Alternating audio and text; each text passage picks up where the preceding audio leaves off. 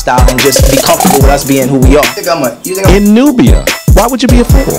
The Kustal site is earlier than dynastic Kemet. That's what you should ask me about. I'm a fool. Why would you be a fool? He would even put together in his mind. And you've already called me out for a debate in March. As long as I'm in the country, I will be there. I don't know if you know what you're asking for, but...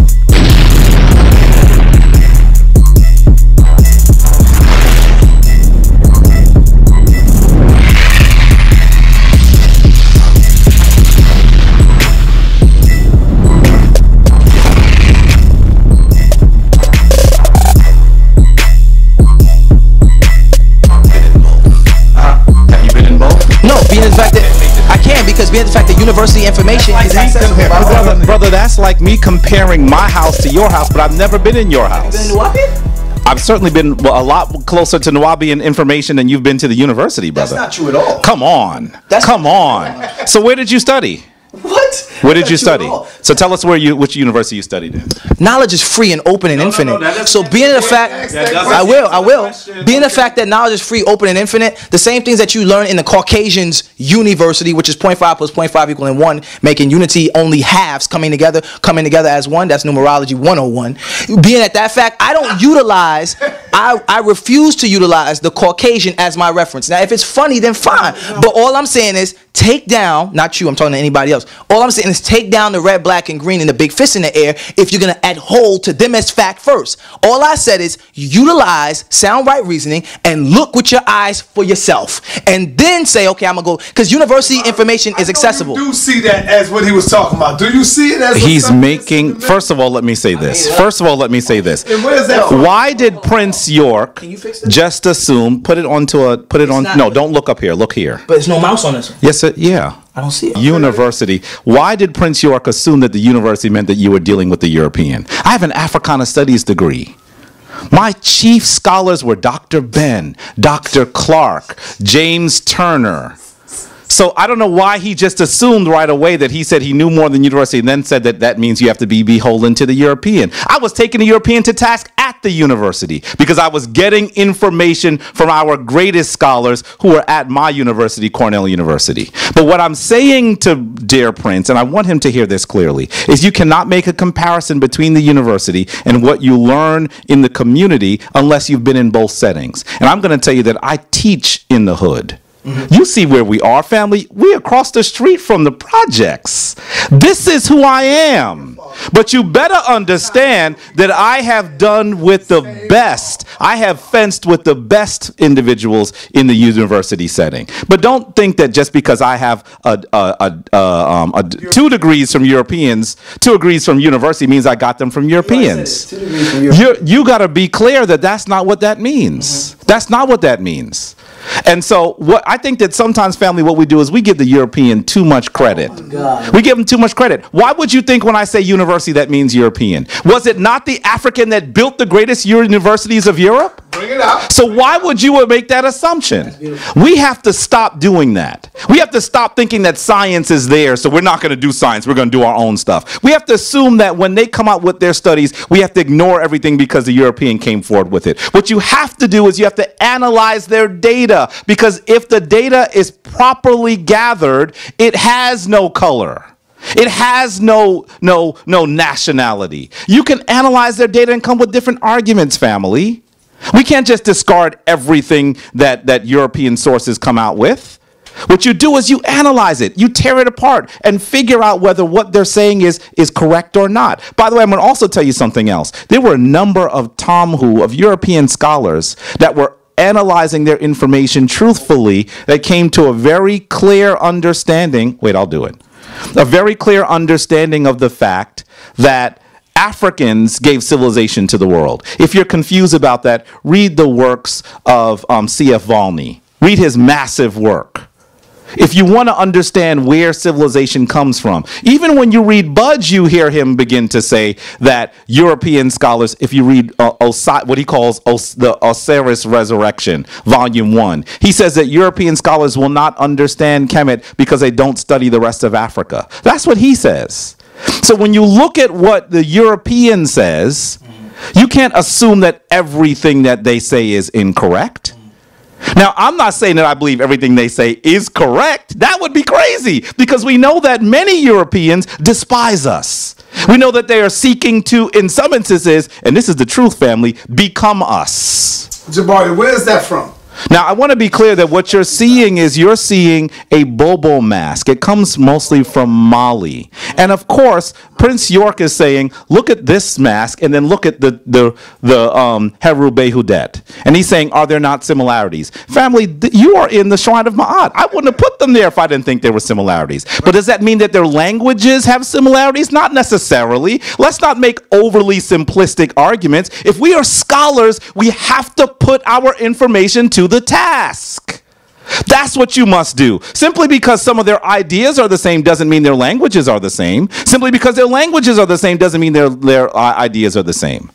You better understand that. Let's be really... No, I got this here, brother. I have not been to Mali yet. Hopefully I will have... Family, you're going to know when I go to Mali because you know I'm going to have lots of footage and I may even get our dear brother Sadnetta to get over his problem with planes and start traveling with a brother. Because when Sadnetta gets to Kemet and goes through those sources, you're not going to even recognize him anymore because this brother is primed for this information. He has been learning this information and distributing it to our people longer than most of you have been alive. So you better understand if he goes and he sees it, I'm going to have to tell him, Sa, it's time to go to sleep. Nah, I can't. I'm getting information on my people. He's going to be bouncing and flying. So you got to push him too, family. Push our brother Sadnetta because I know that this is the information that he wants. He's been in this information longer than most of the people that I take to Kemet. He knows more information than a lot of people I take to Kemet. So you imagine what he would do with it. So don't let him get away. Push him when you see him on the chat room. Push him, say, Sadnetta, when you go into Kemet. Because he's going to love it. He knows he is. If I have to knock him out like B.A. Baracus on the plane, we'll do that. Put some Percocet in his milk, right? You know what I mean? Put something in his milk. But he has to travel. Do that, though. Listen, you get used to the travel. But I'm going to tell you, I still don't like the long flights. And Prince York is saying he sleeps. Most of us sleep when we go. Because you know what I do? I'm usually so busy before I travel. I'm so tired by the time I get on the plane that I say, man, I'm so excited to get to Kemet. And I'm out cold. And I sleep I usually sleep in about 2 to 3 hour clips, right?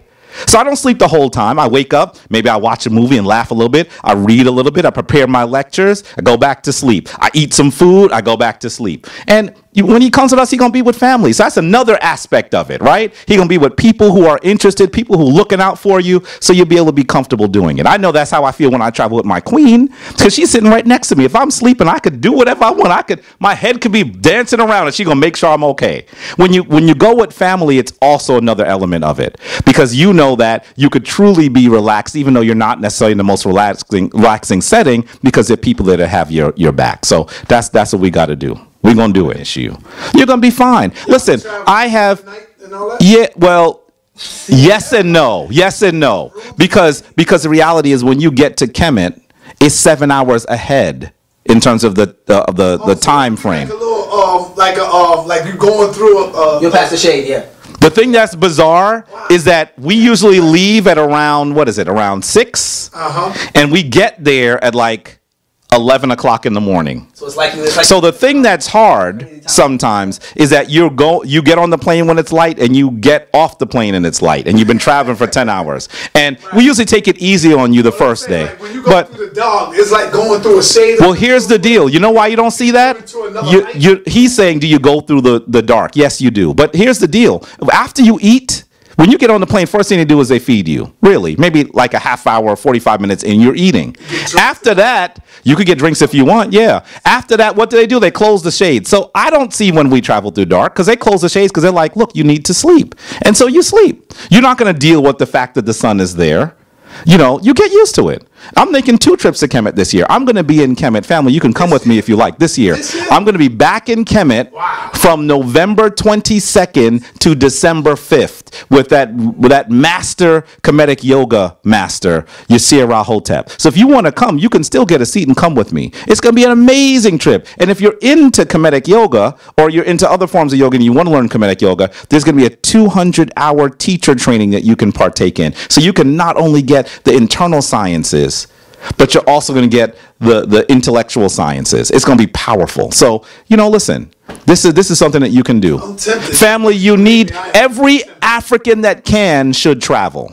Because you will get fundamentally aware. You'll become reconnected to what you're capable of. That's what you need to do. Yeah, I'm really tempted to go to. Well, I wanted you to hear what he said because I'm responding to what he said. That's But now I want you to understand that I truly believe that we need to get to the point where we have our scholars that have as much information, as much access to resources, as much access to primary sites as the Tom who has. You will not hear me use the word Caucasian because I don't know if you know this.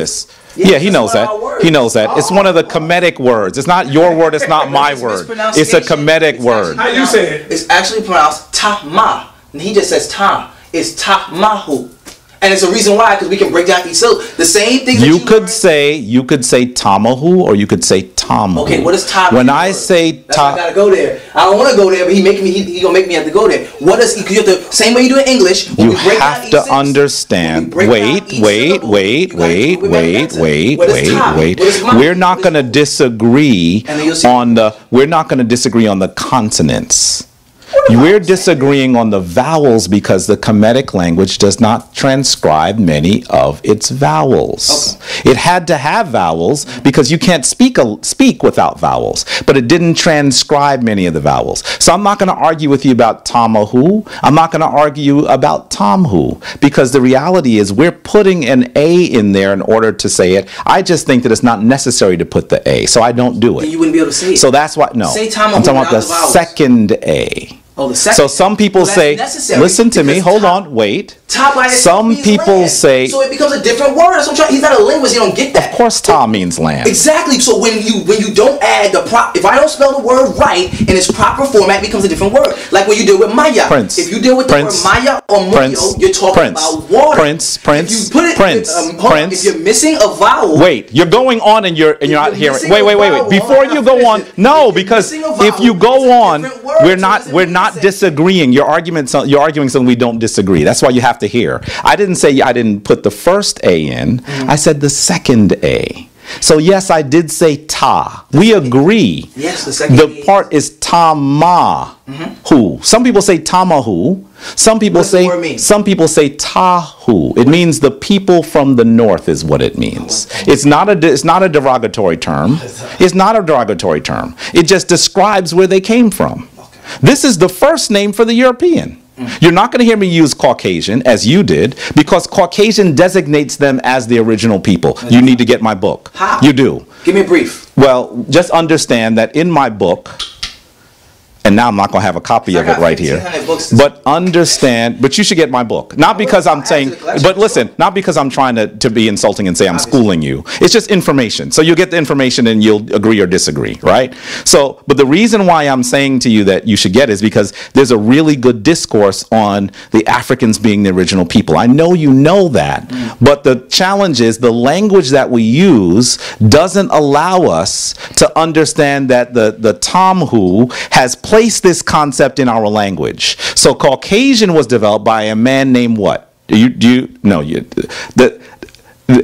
Understand that I don't want to go too far into this because this is going to take a long time. Understand that a German physicist decided that he had dozens of skulls in his home, and he had one that he thought was the most beautiful. Share the video, right? family. Yes, and as he saw that skull, he said, "This proves that those people from Europe are the original people, and all other people devolved from them."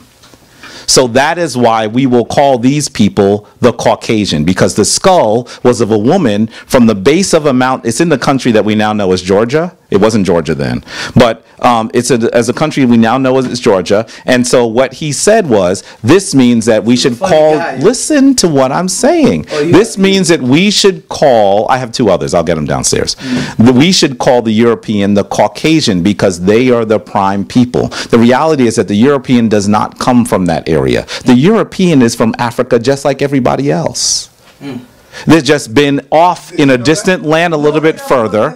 They've been in a land a little bit further, and their phenotype changed. And because they did not have access to the elders of the world, and they were fighting each other for resources, their ideology changed drastically. It changed drastically. How do you say this? If you look at the actual archaeological record, you'll actually see, if you look at the archaeological record, you have to listen. I thought you were talking about discipline. I am talking about discipline. But you have to listen.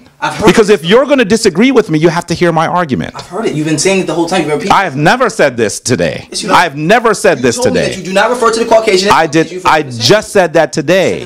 But I'm explaining to you why. I didn't explain to you why before. You have. I didn't explain to you why My before. attention, but I'll tell you. Okay. You have my attention. You could disagree. You have my attention, but you're losing my patience when you start saying hypocrisy. I really thought that in your school you learned discipline and patience. We do. And you challenged me. You said. That's a difference. If you were really a student, you'd be listening right now. We should all be teachers and students. We should all be teachers and students. I am a student in many instances. I'm a teacher. Let's give him his ISO. I have been. This is immature. That's immature.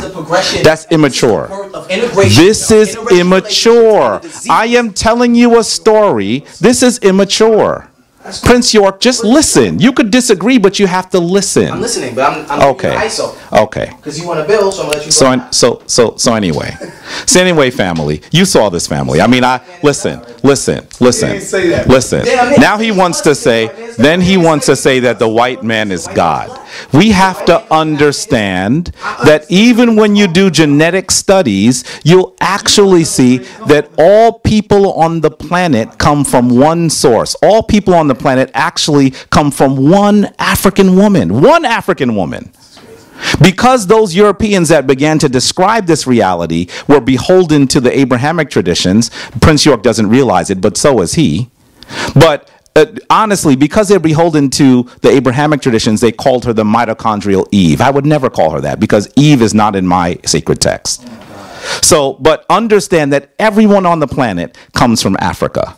They were away from us for distant periods of time, and because they were away from us, their phenotype changed, the way they look changed, and honestly, in some instances, their cultural mores, their cultural understanding, and even their ability to have right relationships between people changed as well, because they were away from the cradle of civilization. If you take a child away from its mother early, and they don't have access to the knowledge of elders, they'll likely go the wrong way. So what we need to do is recognize that we are the elders of civilization. And we have to come into knowledge of self, not just for the African, not just because the African's catching hell, but I know some of you aren't ready to hear this. But listen to me for a second. We have to come into knowledge of ourselves because we have to save all of humanity, not just Africans. Because the youngest people on the world are actually destroying the entire earth. We have a Korean ruler and a false ruler. I can't even call him president. I'm going to call him, you walked away, so now I have the screen. If you want to come back, I'll integrate you. So if you actually look at the false ruler, who I call 45, I'm not going to call him president. If you see the false ruler here, and this Korean man arguing over the world, they could actually destroy all of humanity with their arguments. The elder has to reassert themselves with the most sacred knowledge. And as we do that, then we will put the world in its right place. All right, Brother Prince, I want to ask you, being that you are so in disagreement with Jabari as far as where the white race come from and who are they, I'm asking you, my brother, come on over here. I want my ISO. Where do they come from? The ISO? What is that? That means I get to solo explain something without his interruptions. The way he just did. Let me interrupt you. You asked me a question, I answered it. Can I get an ISO? Am I allowed to do that? I'm just asking. He just want to ask without you interrupting. This is really immature. Can I just want to ISO. This is really immature. Why am I not allowed to get ISO? He came here for a dialogue. And you know what, family? He came here for a dialogue, and let's be really clear. We were having a dialogue. He walked away because he disrespected me. But I won't allow him to disrespect me because my chief purpose is to assist you, family at home. That's why I'm here. So I allowed him to be disrespectful because I said he'll come into knowledge of self. He's still a young man. He's gonna get it together. And I will allow him to do that because when I was his age, I might have done the same thing. But now as a man of nearly 46, I recognize that even when I disagree with someone, I have to hear their ideas. And so he didn't even listen. He wanted to just walk away and say, I'm going to let you have ISO. I wasn't trying. I had no idea what he was talking about. I wasn't trying to talk to you at home, family. I was trying to talk to him, but he walked away. So now he's upset with me because I won't let him talk by himself. This was supposed to be a discussion. What is going on? It was supposed to be a discussion. So I have no problem with him sharing ideas. I asked him to come here so I could hear his ideas. And family, he said this in the beginning, and I didn't get a chance to agree. 85% of all that we say is I agree with. There's a lot that he said upstairs. He thought he was disagreeing with me, and I was trying to tell him, I agree with you. There's a lot that we agree on. And I knew that, because just as he's watched my videos, I've watched his. I wanted to talk to him about things that I did not understand, and I also wanted to give his movement credit for some of what it's done. Because I know, as someone who is building a spiritual community, I look at several spiritual communities and I say, these are some things that these communities have done well. I only hope I'm able to emulate some of those things. I can't take away from his father or from the people in his movement that they built an autonomous society down in Georgia. Why would I want to take that away? I give his father honor for doing that. And if he was here, I would give him honor for doing that. And I give his son honor for the work that his father did. I wasn't here to tear him down, but there's some things we're going to disagree on, and we'll talk about those things we disagree on, and even talk about things we agree on. So I'm hoping that he will re-engage so we can have a conversation. I'm going to give him the mic, and I'm going to let him say what he has to say. Why would I not do that? I asked him here for a conversation. I didn't ask him here. I could have asked Sa to come over so I could talk to you at home alone, family. He would have done that. That's not what I wanted to do. I want to have a conversation with this young brother because he has a lot of great information. And I'm going to tell you that if I was his age, I might not have had as much information as he did. I respect that he has done a lot of study and a lot of work, and that he's an articulate brother. I respect that about him. So I'm going to give him the microphone and allow him to share his ideas, because I want to hear his ideas. And with the conversation we had about being students and teachers, I'm both a teacher and a student. I'm not just a teacher. There are no masters of this knowledge. In order to be a master of Kemetic knowledge, you had to study in the temple for at least 42 years. So I'm not saying that I'm the master. I never said I was a master. I said I'm a high priest. But being a high priest doesn't mean I'm a master. It means I have a greater responsibility to those people that are with me. That's what it means. So please, could you please reintegrate and have this conversation? Thank you. A lot of things was misconstrued based on the fact that he's on the camera by himself. So, we create. I didn't want to be on the camera by myself. Great. We create, different things. He's allowed to be on the platform, etc. But that's great. It's great. It's gravy. I don't want anything to be misconstrued by the people. People get a misunderstanding based on how we as Nuwaupians carry ourselves.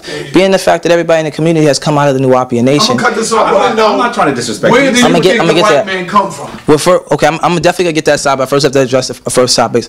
What I'm gonna do is that at this point of the video, because things are getting what I would term as out of discipline, out of self-discipline, and me myself, I do admit myself as a student of the Supreme Grand Master Teacher, and being a student, I understand that my personal responsibility and faults, and I would hate to misrepresent. So when I begin to lose my patience, I'll exit that part of the conversation. As far as the language and the different translations, everything I said is still fact. It still remains fact. He's agreed on me with 50% on it and disagree. I don't have a problem agreeing to disagree. He studies Kemet. I study pre and proto-dynastic Egypt. That means I deal more so with ancient Nubia, pre-dynastic Nubia, etc., and those dark-skinned, woolly-haired people.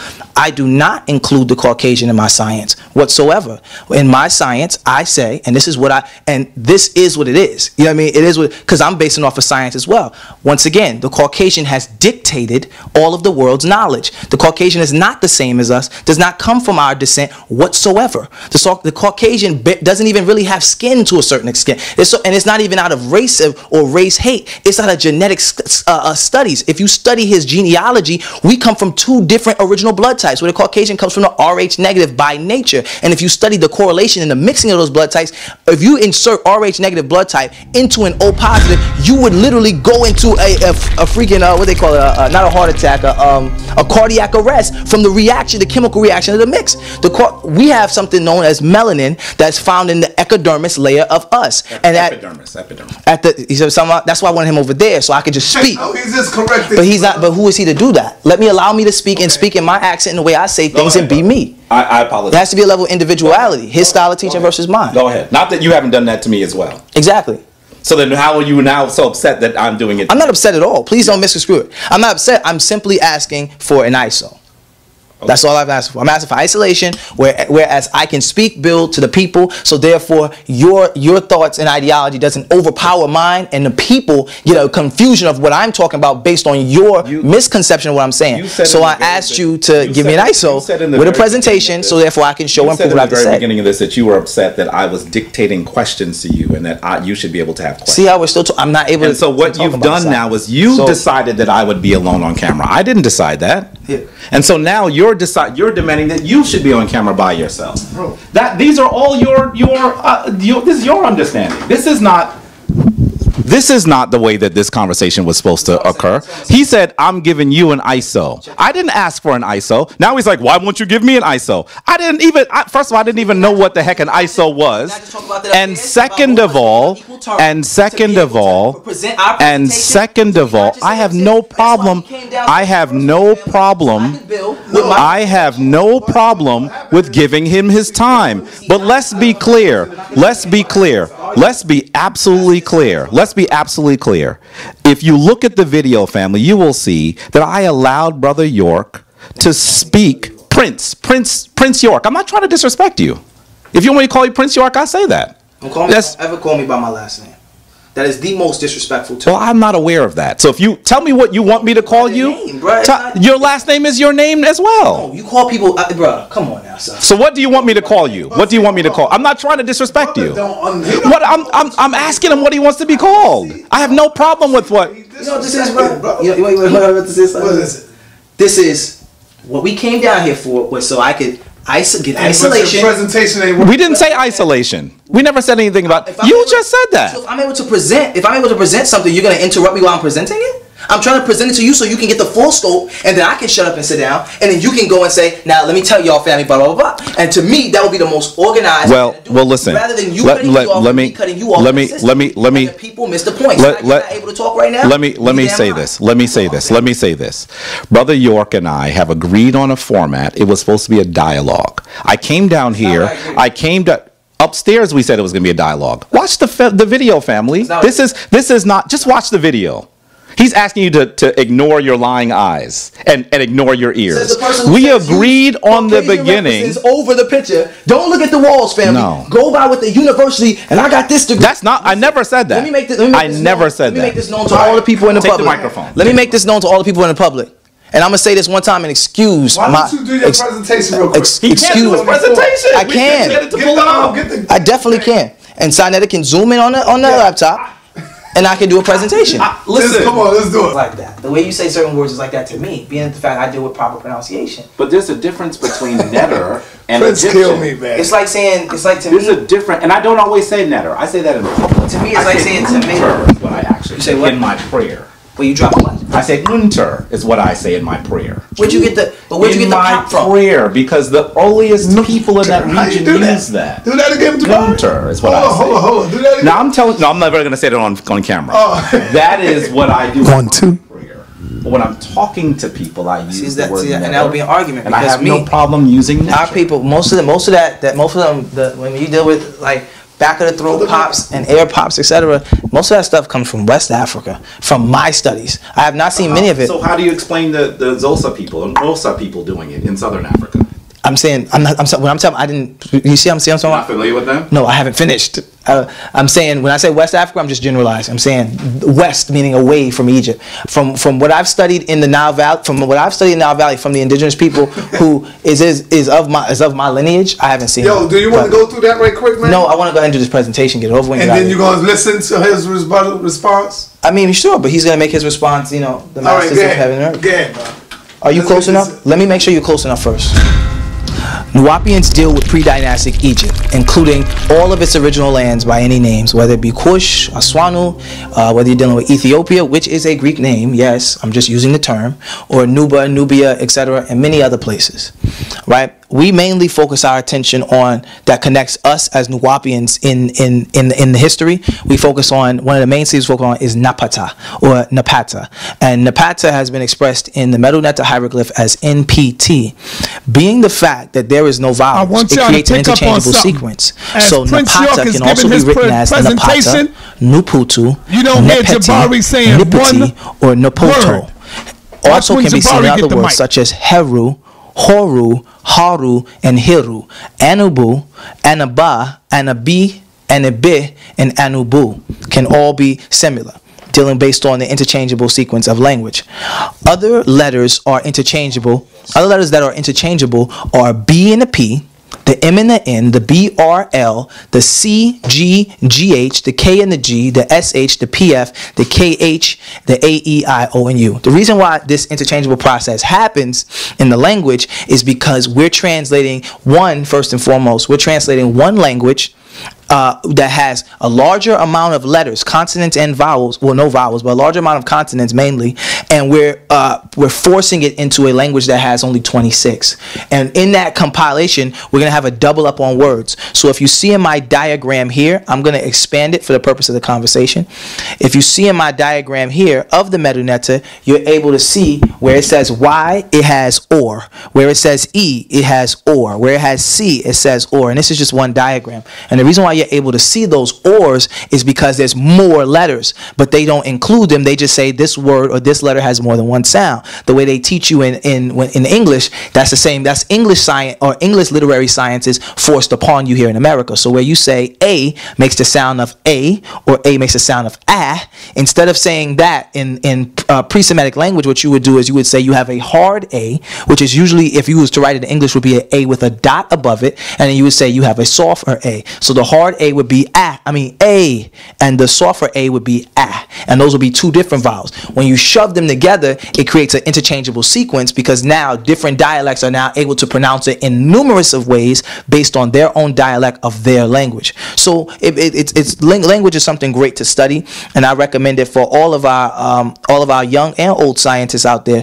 who's interested in the science of linguistics. Let's go further.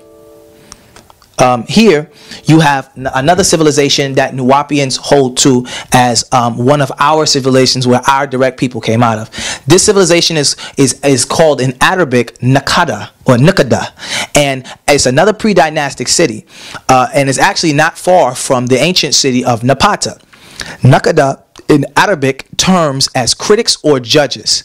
The Medu Neter Harafat is a Nuwaupic word for letters. The Medu Neter Harafat translation is NBW or NWB, which creates a noob kind of sound. Once again, applying the same interchangeable sequence of the vowels, noob, NWB, becomes Nuwaupu, or commonly known as Nuwauba or Nuwaupu.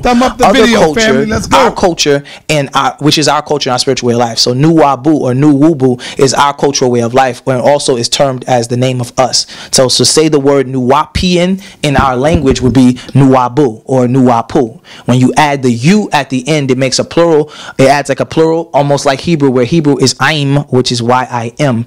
Also dealing with English may add an S to make something more than one, whereas in our language it would be a U.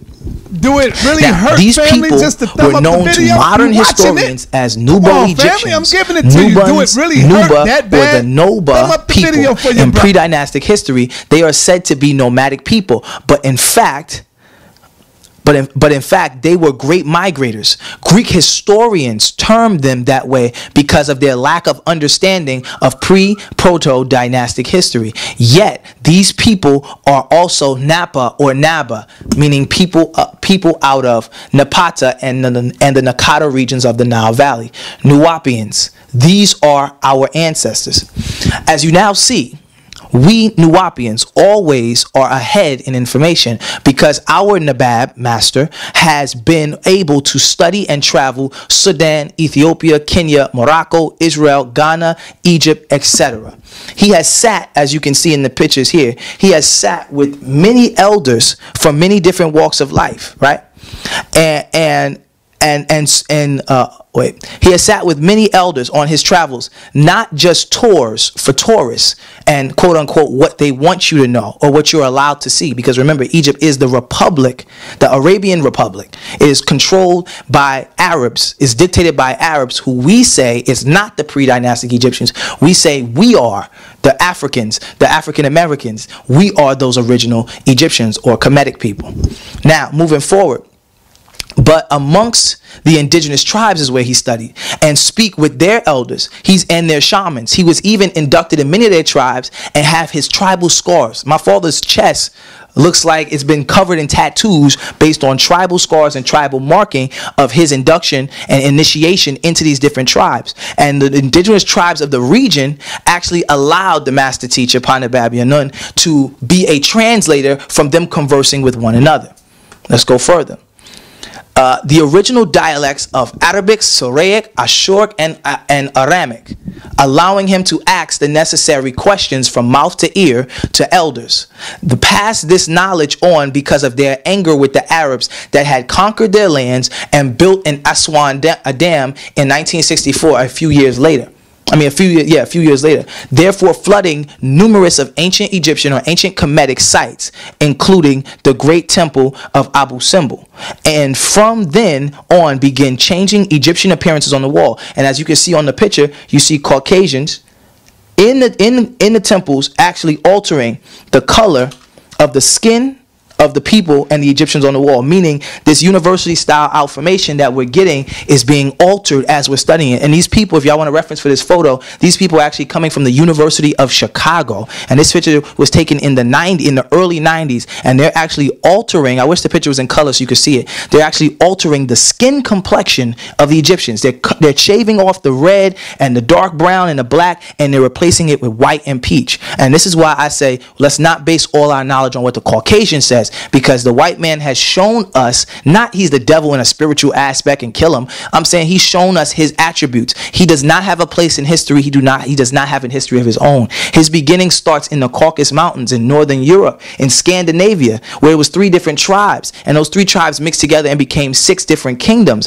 The 3 tribes were the Celtics, Celtics, and the Danes, and when they mixed together, those 6 kingdoms came together, and 6 in Roman numerals is VI. That's how it's expressed. 6 kings becomes VI kings, and the VI kings is their first real culture, which was the Vikings, barbaric. Thus, the word Neanderthal is birthed from the word Netherlands, and all this is taking place in northern Scandinavia at the same geographic location as the Caucasus Mountains. They're all in the same region. These are their origins.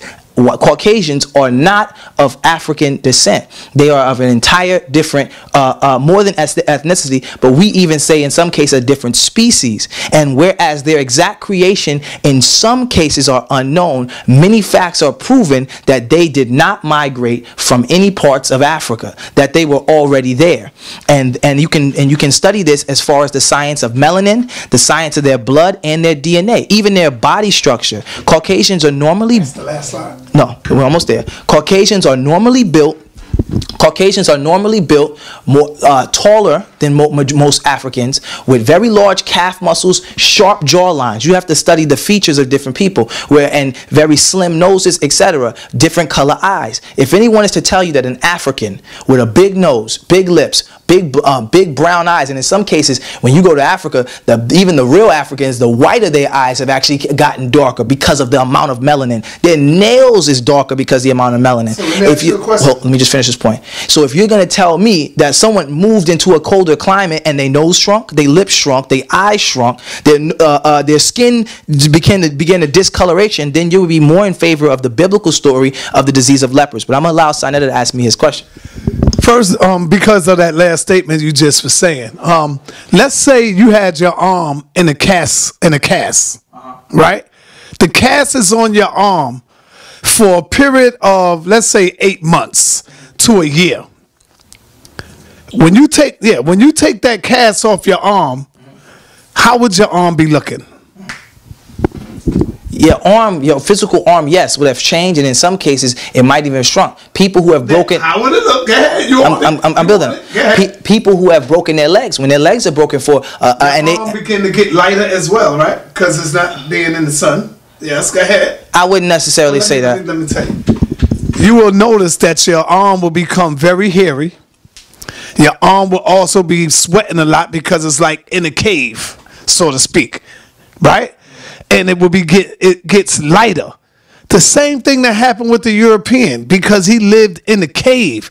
He began to be sweaty. Hair grows all over his body. He gets lighter. Yo, so if that's not the case, and if the white man didn't come out of Africa, come on, man. You are saying that it was like two creations. First, it was a creation of the black man and woman, and then later on, there was another creation somewhere. Where? In Europe and where? Talk to me about that.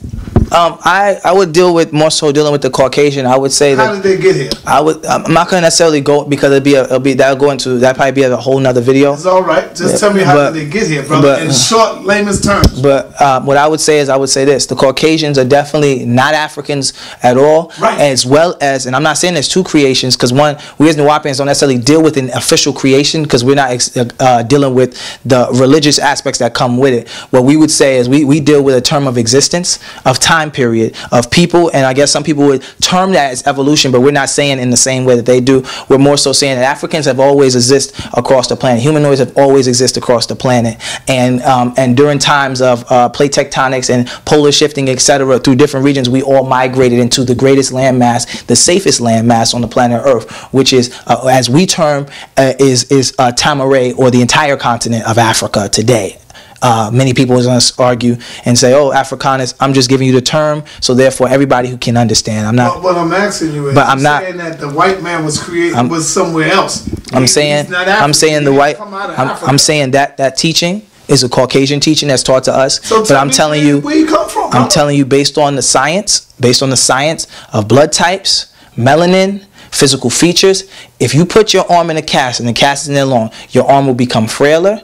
Your skin, the skin complexion would lighten. It would not, and it would gain a coat of ash, but it would not change. When you deal with the Caucasian, they are melanin recessive. That means their body does not accept melanin. If they were Africans who were light-skinned Africans, then they would tan, and when they tan, they would not catch skin cancer. Their skin would not begin to wrinkle. They would not begin to get boils that we don't get. We live in Africa forever, and the people there look younger than forever. That you have not answered my question. I agree with Sinetta and the people that I've not answered Sinetta's question yet, because I am saving that question for a later date, because it's going to turn into a circus when I build on that. It will, I promise. But we want to get back to the slide. Another thing I want to mention real quick is that if you want more information on the stuff I'm talking about, or you want information on the Caucasian, you can order the book, the Bigfoot book. Call the number 201-878-2833 and get that at 428 Ocean Avenue, the Cultural Resource Center. You follow what I'm saying? But we're going to get back to the slide. So here, the next thing that we have is, from this, he discovered a mystery language. That he we're talking about is our master teacher, and maybe someone that you study commonly, known as Dr. Malachi Z.K. York. He discovered a mystery language in Nubia, other than just hieratics. This one language and its scripts can be found in many dialects all over Africa, such as Sabaean script dialects, Ge'ez dialects, Sub-Saharan dialects, Neo-Saharan dialects, Ethiopian script dialects. Marrying the dialects, their origin was reborn, and the language of time known in this day and time, we term it as Nuwaupian. Family, the Nuwaupic language, yes, has been updated and has been modernized to apply to us in this day and time, which I'm sure the brother Jabari would agree that modernization of our culture is key. We cannot walk around the streets of New York City in a toga. We will get hit with indecent exposure. You follow what I'm saying? So we have to modernize certain things in the way that we dress, etc. So it's not us taking ownership of it and saying it is ours and no one else's. It's us simply saying we want to live this way of life, and this is how we choose to do it and identify ourselves on the planet Earth. Because we as Africans, we're suffering from an identity crisis. We do not know who we are. Most Africans are becoming Muslim, and were becoming Muslim simply for the sake of culture, not even for the sake of the religion. They became Muslims because they wanted to be a part of the culture and have what they felt was an African way of dress. They were even taught in some cases that Allah was the black God and that was our God. And from that, science attracted us. It wasn't necessarily religion. We weren't naturally taught, brought into religion. And another thing, people have to stop saying that the Egyptians were civilized. The Egyptians were not civilized. When you say the word civilized, you're admitting that at some point you were uncivil. The Egyptians or the Kemetics are the civilizers. We taught everyone else civil. We taught everyone else how to behave. We taught everyone else hygiene because we have high genes or high genetics. It's in our genetic code. We are the teachers of the planet Earth. We've always have been. And at some point in time, us as being gods, our goodness and our kindness has been taken for weakness, and we have now been conquered. And now we're living in a conquered society, and now we have to depend on our slave master to reinform us on who we are, and he's giving it to us in bits and pieces. Thus, here we are over 400 years later, still in the United States of America, and still in some forms of mental bondage, and some of us in physical and spiritual bondage. So we have to learn to free ourselves. I'm going to go further. If you look at the diagram here, you're able to see the Nuwaupian Hatterfat, which is letters, the Nuwaupian script. And if I translate this sentence for you, it says Pa. This is a P. P-A-A. Pa, which means the. And this is Ha. H-A. Ha-ra. This is a R. Fat. This is a Hatterfat. Hatterfat means letters. So this sentence says the letters. And that's Nuwaupian language. That's the Nuwaupian.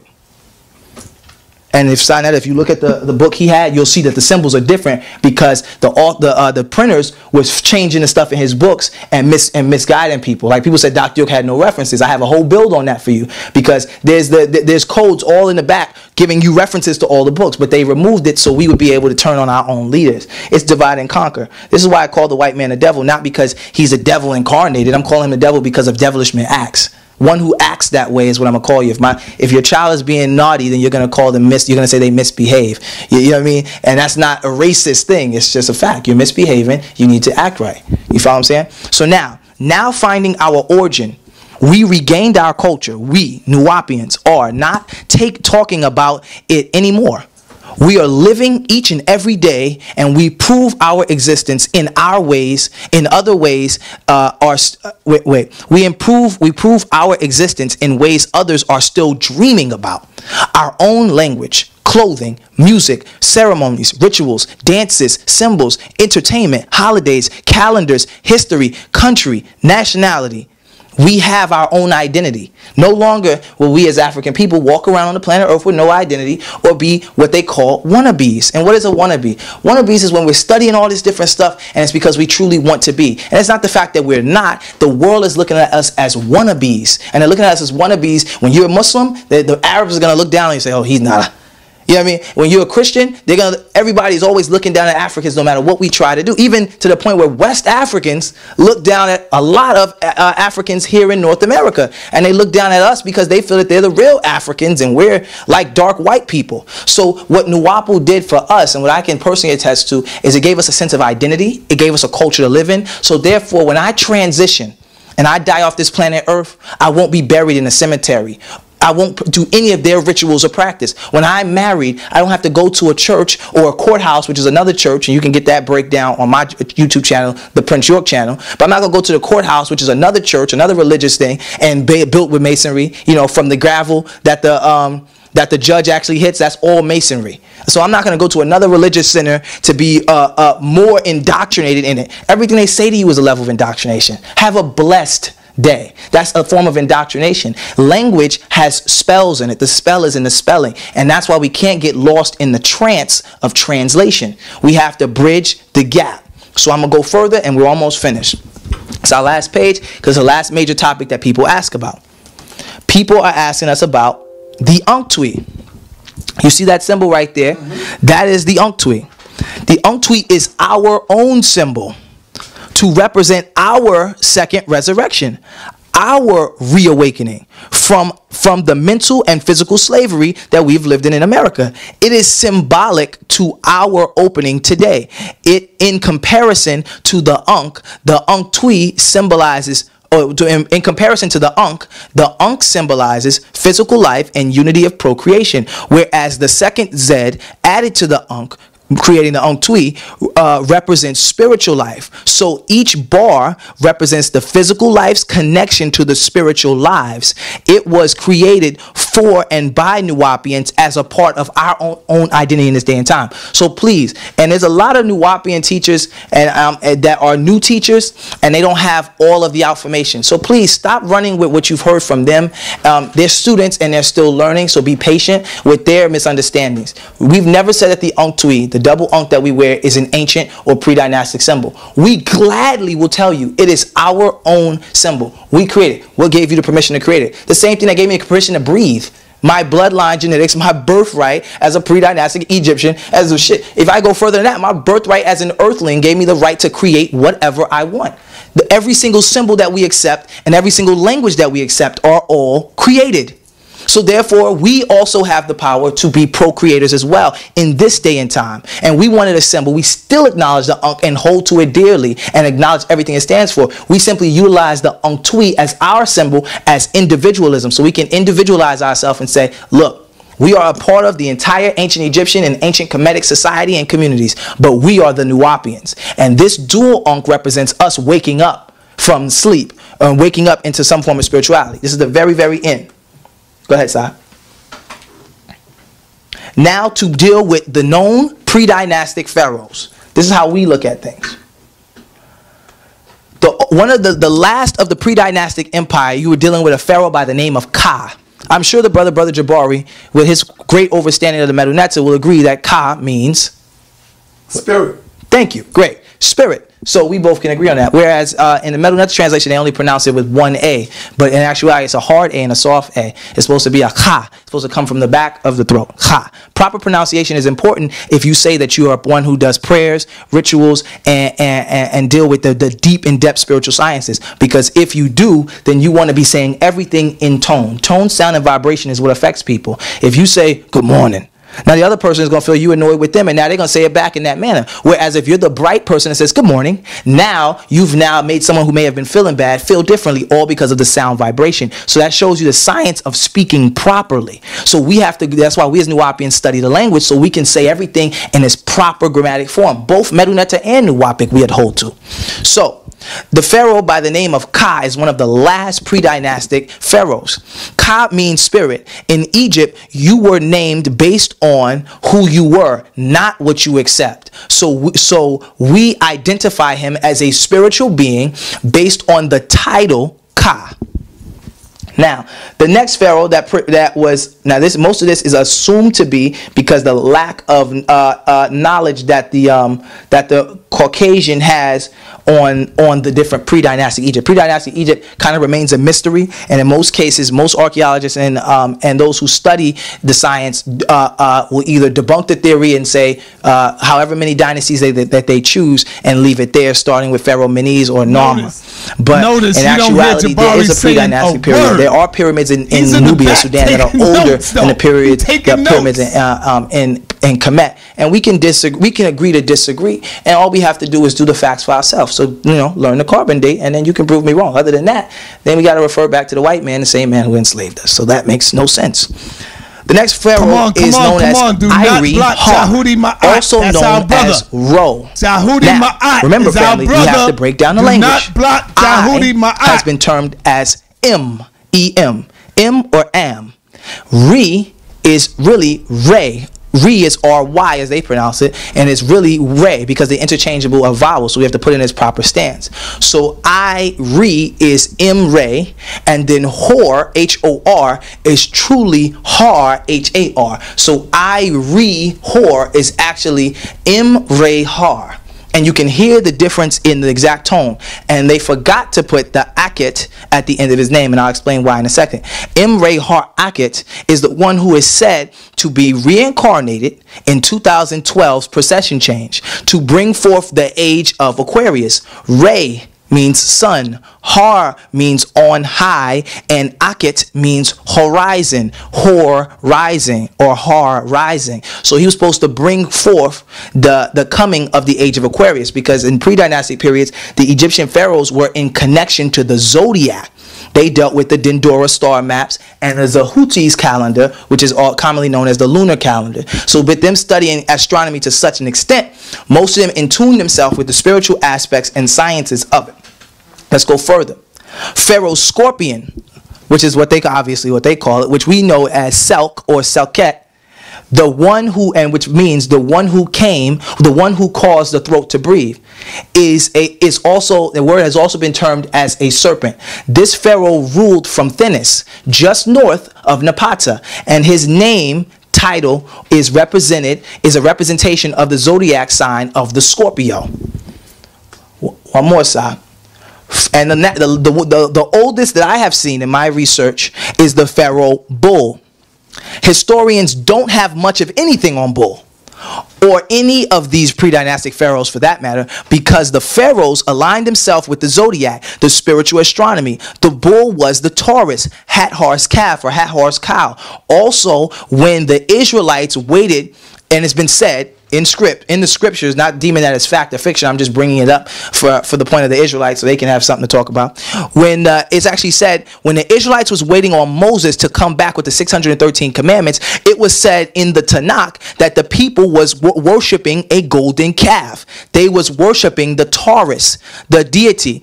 Only more proves that the Israelites were in fact Egyptians, because I teach that the Israelites were in fact Egyptians prior to everything. They don't have no previous history before Egypt, even though they don't want to proclaim it.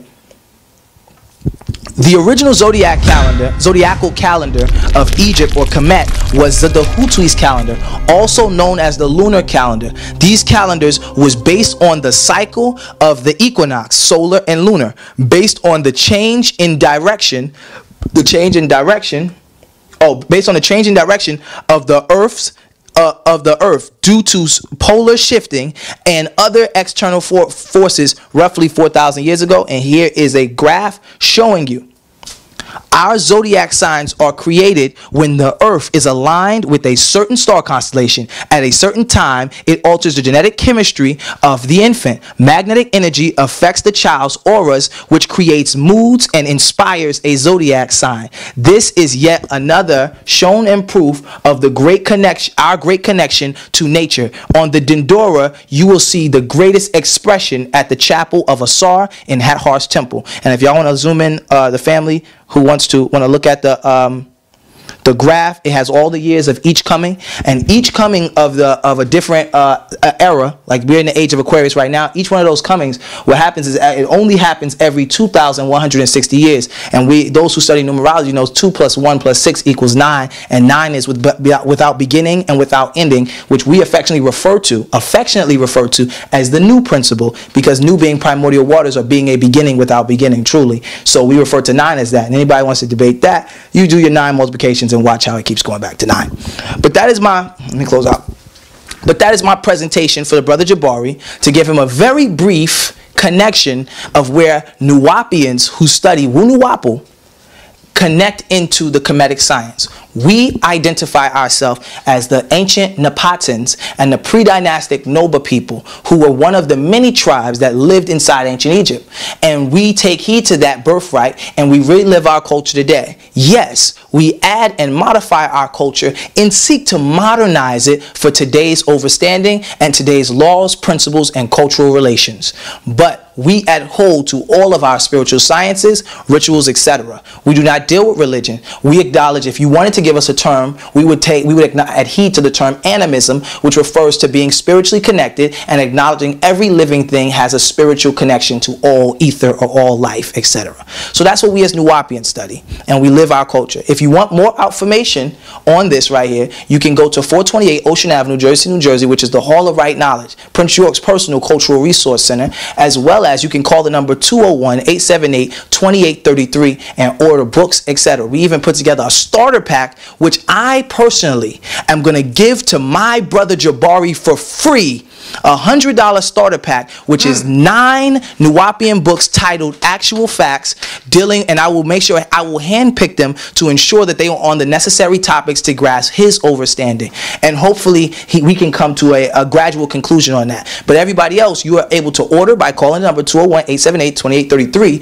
Order the starter pack, which is 9 Actual Facts for $100. And what it's able to do is give you a great overview for people who want to debate us, and for people who want to debate us, as well as people who want to learn from us and see what Nuwaupu is all about. But now I'm going to pass it over to my brother Sinetta, and then we'll go on to brother Jabari. All right, brother. You talked about Haramakit. I don't know if you pronounced it that way. Rehar Aket, yes. Rehar Aket. Is that the same as Heru? Heru on the horizon. Yes. So you said it was something else. No, I agree with you. Rehar Akhet is Haru on the horizon, yes. But I'm talking about as far as the zodiac it's symbolic. The time period is symbolic to the coming of the Aquarius. And when you get to studying a lot of ancient scripts, you'll see that they talk about, in the studies of the Dendora, they talk about each coming and each year dealing with that calendar. So every 2,160 years, we revert to a different age. Whereas now, after the year 2012, which this is why the Caucasian deemed 2012 as the end of the world, because his lack of understanding of precession changes, solar astronomy, etc. We as Nuwaupians, we study all of that. So that's why we're able to give you such a great overview. But Rehar Akhet is utilized as a main principle for the coming of the age of Aquarius, which we're living in today. All right, sidebar. I dropped my phone about 50 times or 100 times since I had it. Brother, you got to get yourself an Autobot. Yeah, get yourself. I always tell you that, man. Because you know, you say get the computer print. Right. But your phone be cracked and broken up. I mean, save your phone, man. Save your phone. Where you ain't got to go through all of that. So I think it'd be a good idea if you personally came and interviewed my father's older brother. I would love that. At his palace, because that shit is that boy's house is a palace. At his palace. Which one is in the hospital? Your uncle? Yes, my father's older brother. Baba Haru know him very well. He said he want to go and visit him. Yeah, he's like, that's family. He can talk. He can. Yeah, he's alive. Right, I'm saying, because I don't know what in the hospital. No, he's getting a surgery on his hip. That's all. Oh, okay. But he's well in his. Make sure you tell him Baba asked about him. Yeah, I will. Of course, I'm not gonna forget. You're gonna see him probably open up to you too. Say, oh man, yes. Well, my uncle always told me his close relations with my uncle had a lot of very close relations with Dr. Ben Yosef, and actually my uncle was thinking about coming forth. I told him not to for the sake of his own integrity, because there's demons in this community, and he's a very old elder. But he was thinking about coming forth to the misconstrusions and the lies that was told on my father, as far as saying my father had a problem with Dr. Ben, etc. Did my father call Dr. Ben insulting names before? Yes. But we as teachers and scholars, yes, we lose our temper from time to time. We discuss different things. At the end of the day, we are brothers. And my father actually made over 4 videos and put Dr. Ben in books, and his Dr. Ben's face is actually on a 6-foot golden frame picture in our Grand Parole right there in Brooklyn, 717 Bushwick Avenue, Brooklyn, New York. So my father did not have any initial issues with Dr. Ben. It was simply disagreements on different studies, as obviously when we're both studying different eras of time, etc., whatever we're studying. And my father said, hey, and he gave an insult, which happens. Brother Jabari and I, we then got, hopefully Sinetta cuts it out for the integrity of the video. Yeah, but no, I already had that in my mind. The disagreements. He wanted me to cut it out. The disagreements. He wanted me to cut out all the stuff. Going back and forth. Not the disagreements, but when y'all was getting a little like down here. Yeah, for the integrity of the video. But you know what I mean. But whenever Brother Jabari is ready, I'll just allow Sinetta to question me on what I presented. All right. Sinetta probably has more questions. You getting ready, Jabari? Yeah, now see, I don't have a full presentation. Yeah, I don't want it to be full because what I want to know is, brother, why sometimes, we don't know everything. Mm-hmm. Why you don't just say, well, brother Sinetta, I'll get back to you on that. I don't know offhand as far as I'm saying, because once you put the claim out that the white man don't come from Africa, he was already there. I'm saying, how did he get there? Who created him if he was created? Where did he come from? You got to be able to drop that information, brother. And sometimes it's all right to say, well, sir, I'm going to have to do more research on that. I'll get back to it. Because we don't know everything. You know what I'm saying? I think the creation of the white man is such an in-depth conversation that its intellectual science will be lost in basic conversation. I would feel as though best on a scholarshiply level that I'm able to put together a full presentation and air it exclusively on Sinetta TV, Black News 102. Right. Yeah, much love. But I'm able to air it exclusively on Sinetta TV because it's so much information. And otherwise, if I'm and this is just my personal feeling, if I begin to express that science, many people, because of their lack of knowledge on the topic and their lack of knowledge in they're gonna say you pseudo. They're gonna call me pseudo before looking it up. Though. See, call me pseudo. That's fine. I don't really care about the word. It's people like this word obviously, but I know a lot of people say pseudo out of context. They say pseudo when we're talking about something as simple as you can literally Google and the Wikipedia give you the right answer, and they'll say it's pseudo. Me neither. I feel like my brother on the other side, y'all. It shuts conversation information down. Shout Yes. out to It's like Black an Ice insult, TV. you know what I mean? I feel like nothing should Make be sure deemed y'all pseudo until subscribe to that, proven brother. that it does not exist. great So, things. for example, and I'm gonna say this, I know Sinetta gonna get me, but I'm gonna say this. For example, I'm not gonna say extraterrestrials exist or don't exist, but I'm gonna say, being of the fact that there stands to reason that people all over the world have had no connection amongst these people, have talked about witnessing and having experience with the same looking beings, etc. I will leave it room for question whether they do exist or don't exist. If you scream pseudo, then that's you. But at the end of the day, that doesn't mean that I'm wrong. It simply means that I stand to reason. I will give the room for reason and for someone to bring forth eligible facts. I'm not going to just say this. aliens. Now, you said in your presentation that we always been here. I agree, but I don't think you understand or know how to really break that down. When you say we always been here, But you know the concept. are you saying that we've been here before the crocodiles, brother? Because the crocodiles are way older than human beings. And do you believe in what's that? The word I'm looking for? The oh man, them big creatures. No, the big creatures. Dinosaurs. Do you believe? Do you believe in dinosaurs? That was they in existence at one point in time? Okay, I'll put it this way. I stand to reason, being at the fact that, because I don't have the capability of proving whether the dinosaur bones are authentic or not, and I would hate to mislead the masses and the people who choose to say the dinosaurs don't exist, because I have to study their argument. But my entire life, I've always took heed to the fact that dinosaurs existed, and the only point of reference that I could direct people to is the ancient Mayans they actually found some. I believe they were over. I believe it was over 5,000 to 6,000 years old.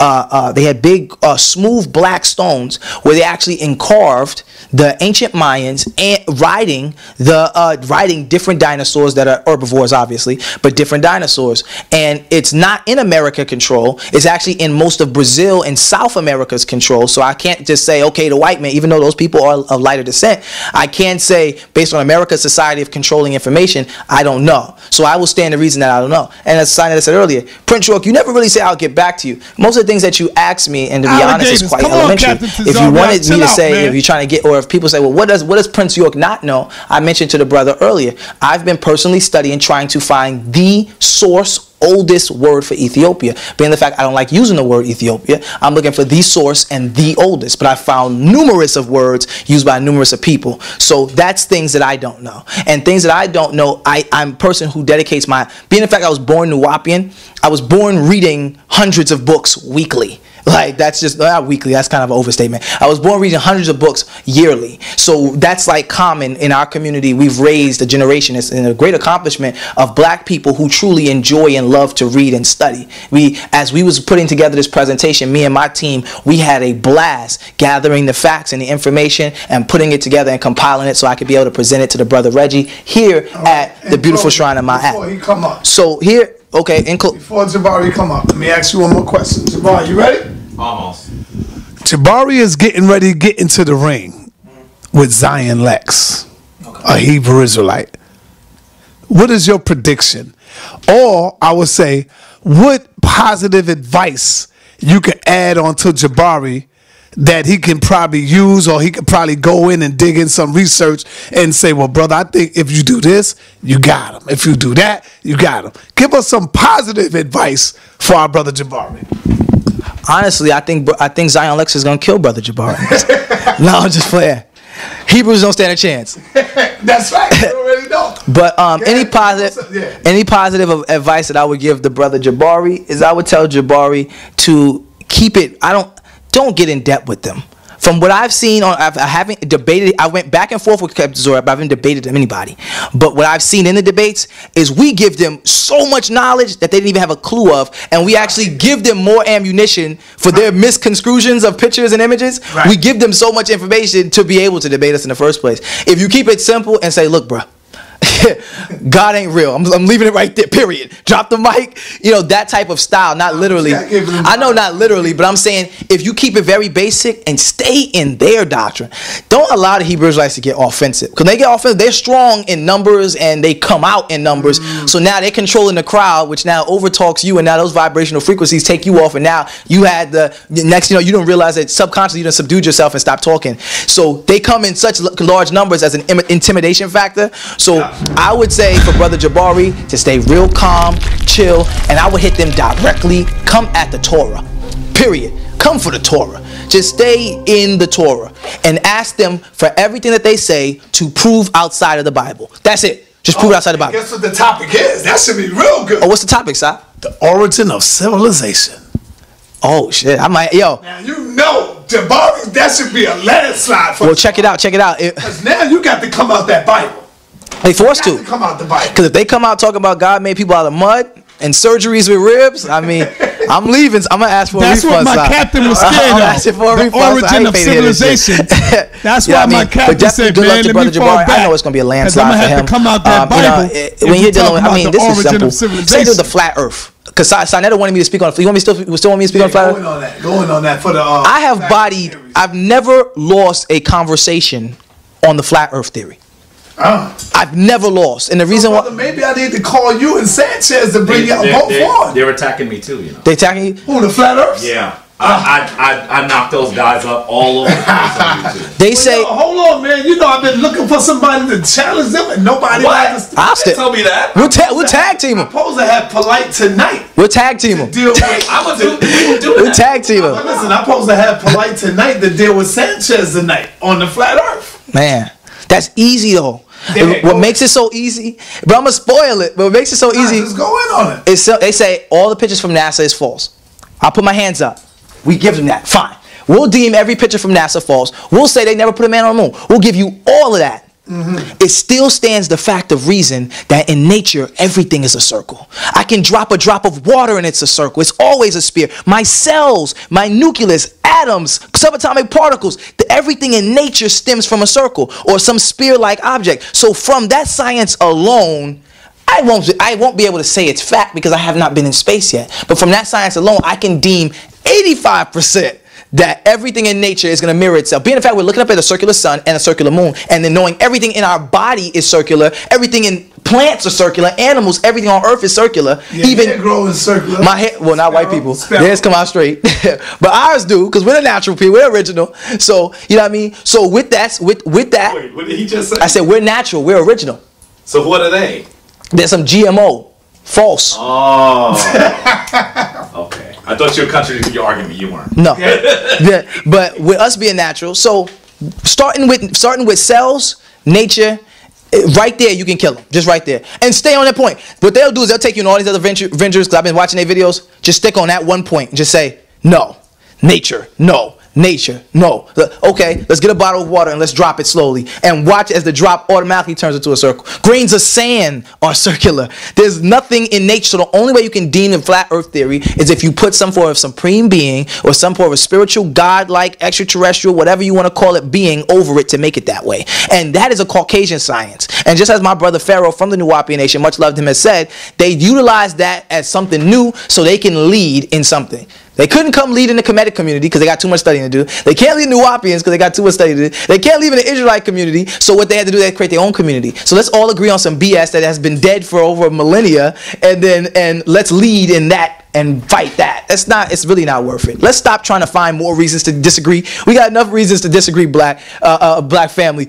I'm dark, you're light, you're dark, I'm light. We got enough reasons to be arguing about. Let's start to deal with what we agree upon and not what we disagree upon. And from there, growth begins. Accept me as a Nuwaupian, as I accept you as a Kemetic scientist, I accept you as an Israelite. And from there, we can communicate as two separate nations. And then we can become states to a united nation, as we've done in pre-dynastic past, such as the Muskogee National Tribes, which migrated and brought together more than 5 Native American tribes together as one.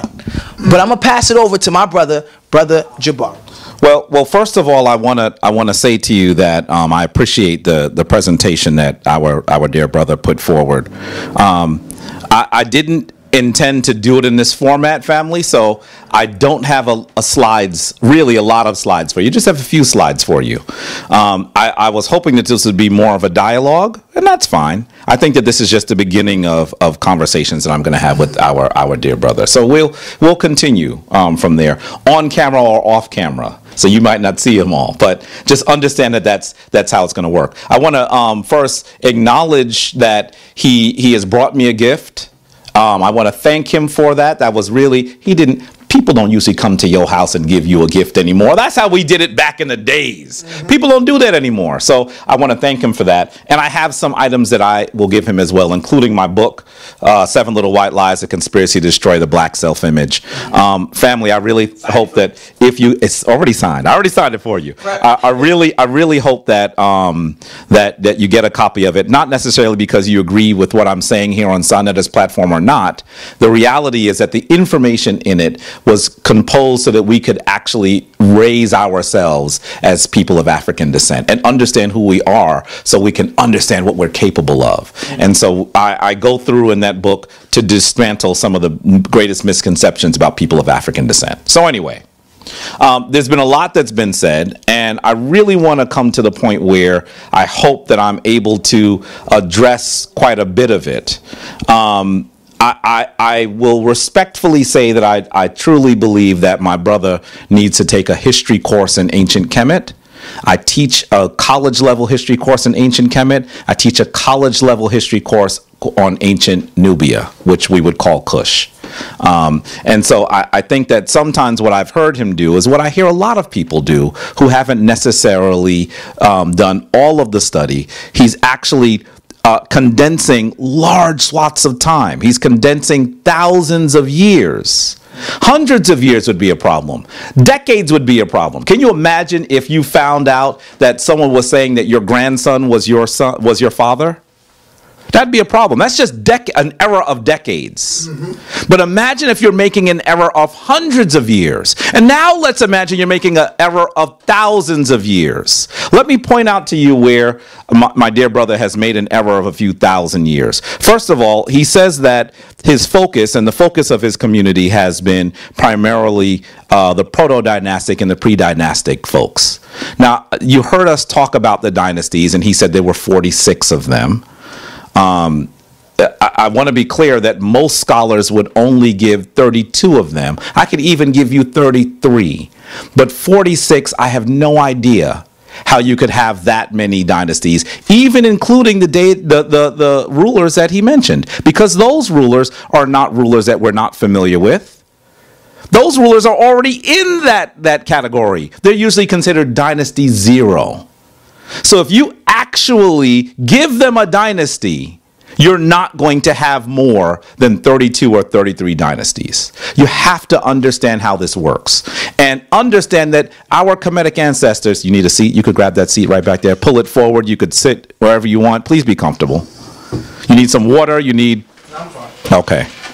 Understand that this is important, not because our African ancestors actually said this is dynasty 1, this is dynasty 2. It didn't really work that way. This is how later historians manage understanding what happens when and who did it. So understanding the dynasties is important because we're talking about a large period of time. We're talking about over 3,000 years, so that you have to understand what happened when and how it happened. If you don't understand the dynasties, you could make some of the errors that my dear brother has made. So, for example, he said once again that he deals mostly with pre-dynastic and proto-dynastic information. And he says that the people he's talking about are people that come from Napata and Nakata. Now, I want to say to you, family, that as someone who has studied this and traveled to the region almost more times than I can count, I'm going to make my 15th trip in just 2 months. And understand that when I go, I'm not just going to look around, I'm leading the tours because it has been deemed that I have enough information to do so. Does that make sense to you? Mm-hmm. I'm not just going back and forth there because I like the food. I'm going back and forth there because I'm bringing the information to our family. So, you have to understand, first off, that Napata and Nakata, and I just did this on Google. Somebody's going to say, he does his scholarship on Google. Brothers and sisters, I didn't know that that brother was going to bring that up. So yeah, I just pulled it off of Google. And I showed you where the modern village of Kenna, which is where we would say the area of Nakata is, and the modern city of Karima is. Karima is where we'd say the modern city of Napata is. It is 1,209 kilometers apart. Some of you are going to say, brother, we are not in Canada or the UK. What does that mean in miles? It's roughly 766 miles. Understand that that is an extremely long distance today, and a much longer distance before we had things like helicopters, planes, trains, and cars. This is a very long distance. Even if you could say that these people had communication with each other, you should understand that the distance that they have to span would mean that there would be substantive differences between those people. To say that those people come from those two areas, you would only make that argument if you're not familiar with the history or you're not familiar with the geography. And so you have to understand that. Today, you're straddling a national border. And in fact, even in the ancient world, you would have been straddling mostly a national border. Because for most of Kemetic society, Kemet's border went to about the Second Cataract. I'm not going to even get into that. But you need to understand that this is a large swath of land. Let's go even further. He mentions Napata. And he went into a very interesting, and it really was interesting. There's no shade there. Interesting description of the way that he renders the term linguistically. I found it interesting. In fact, I wrote a lot of notes. I think I'd love to talk with him more about it. But regardless of how interesting that was, understand that Napata is not a pre-dynastic entity.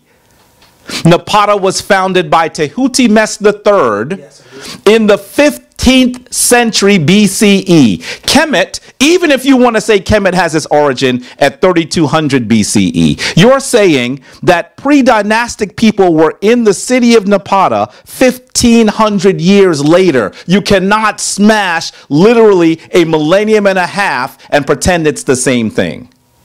I can't even smash 40 years together and pretend it's the same thing. You are literally smashing 15 centuries together and pretending it's the same thing. And I'm being conservative because most people would say that Kemet has its beginning at 3200 BCE.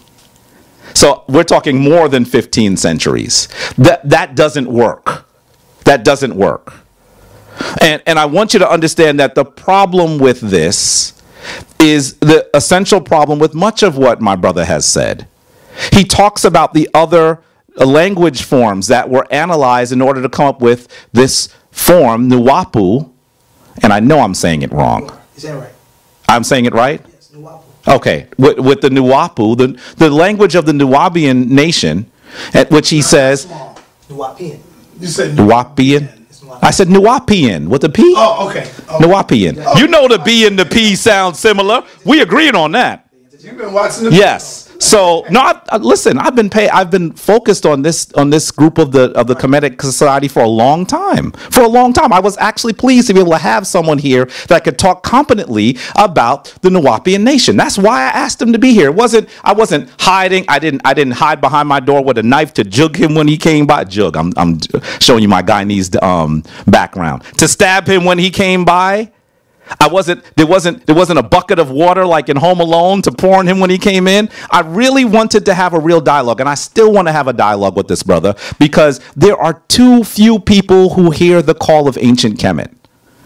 We do not have the luxury of separating each other, but we should come to some fundamental understanding of what we're trying to resurrect. That's why I wanted to have this conversation.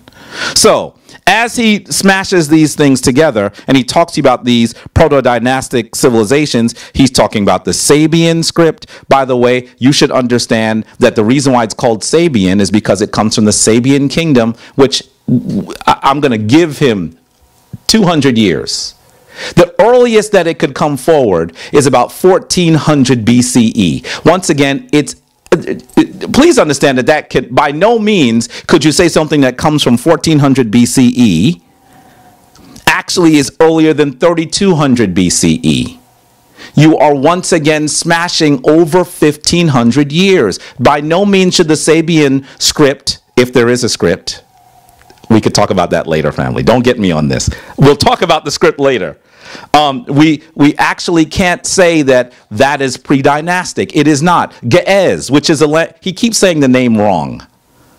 And I think that means, I'm not sure if he's actually visited Ethiopia, and I have, and I take groups there. So you gotta come with me. Not because I'm trying to sun you or nothing, but just because you're gonna see some stuff that's amazing there. So understand that Anika and I lead tours to Ethiopia. We'll probably be back there in January. I would like to get Tazariak to go with you. Listen, man. Listen, as much as Tazariak and I disagree on, as much as we disagree on, we would just have fun being there because I enjoy him as a person, and I think he's an honor. He's a person that has honor. So, I wouldn't have to sleep with one eye open with him next to me because we would work like that, even though we disagree on a lot. So, it would be amazing to see these things. Africans, you have to see what you did when you were on top of the world. Because if you want to get back there, you had better listen to what your ancestors are saying. More on that later. So he mentions Ge'ez, which is no longer spoken, by the way. The language is now called Amharic. And I want you to be really clear that my queen worked with the primary scholar of Amharic studies. If you go to Cornell University's website, you will still see the description of the study that she did with a wonderful scholar, Dr. Ayele Bekeri, who is from Ethiopia and went back to Ethiopia. So family, sometimes people say that I must be European because I have an Ivy League degree. I studied at Africana Studies. I studied with African people who had the highest level of scholarship. That's what I did. And with all the classes that I took with the Tomhu outside of Africana Studies, my most difficult classes were Africana classes because they said, you can't come here and get an A because you're black. You don't just think you're going to black it up. It takes scholarship to understand what your African ancestors did. And they put me to task. And that is where you are seeing the fundamental basis of my knowledge come from. It comes from the Africana Studies and Research Center at Cornell University. And then he mentions Ethiopian. Of course, he says Ethiopian. I know that he admits that that's a Greek word. I'm not beating him up on the use of the word Ethiopian. I am not. But I want you to understand that all of those languages he mentioned, by the way, the Sabian and Ge'ez are really, they work together. So he's almost like said, I was with four people, Jabari, and Jabari. And Jabari is not as old as he'd like Jabari to be. So even though he's actually not described four different languages when he told you he did, he also is not describing someone who is as old as he says they are. So if you're studying proto and pre-dynastic cultures, you should know this. You cannot do that. And the reason why he's doing that is because he's trying to tell you that the Nuwaupic language is older. It's an ancient language. Family, even if I just give our elder, Dr. Malachi York, if I just say, okay, he did those things that he said he did with those elders. Understand that the information that we've received does not confirm that. It doesn't confirm that. Some of you somewhere are going to find pictures of Jabari shaking Donald Trump's hand. I met him at one point. He gave some money to the New York Urban League. I was working at the Urban League. Does that mean I was studying with Donald Trump? No. Oh my God. No. I can't believe he went there. No. Just because you show a picture with someone don't mean that you studied with them. I had pictures with lots of people. Really? That's the shot you got? I thought you was going to come on. So I'm not trying to destroy you, brother. You're my brother. So I want you to understand that even if I assume that he did what he said he did, what the product of what he's describing does not tell me he did what he said he did. The Nuwaupic language is a newer language. And I'm not even beating our brother up for creating a new language. I get creating new languages. What's wrong with trying to speak another language than the language that the Tomhu gave us? There's nothing wrong with that. But here's the challenge. If you hear the call from ancient Kemet, you should read what your ancestors wrote. If you hear the call of ancient Kemet, you should be able to go back to their greatest accomplishments, the temples, the tombs, and read what they left on the wall for you. Because ultimately, I argue, at family, that our ancestors understood that there would be a period we would catch in hell. That our ancestors understood there'd be a time that we would not be able to speak African tongues to each other, that we would not be able to go back to our home as anything more than visitors and tourists. And that's why they wrote their greatest knowledge down on stone, because they knew there'd also be a time that we would mature and look for our names and look for our greatest teachings. If you are using a language other than the ancient Kemetic language and you consider that you are part of the Kemetic community, you have to be challenged on that. That's why people in the Shrine of Ma'at learn the Medu Neter. My queen is doing a class in less than a month. She's doing a class, both in person and online. That's the reason why when Baba Heru and I, Baba Heru Ankara Samad Se Patah, was one of my greatest teachers, and he is my spiritual father. So when something is not right, he's calling me. When something is amazing, he's there with me. He has been my spiritual father for nearly 2 decades. But when I have disagreements with him, and we disagree on the meanings of things all the time, because there comes a time when the teacher enjoys sparring with the student because you've got enough information now that you can sharpen each other.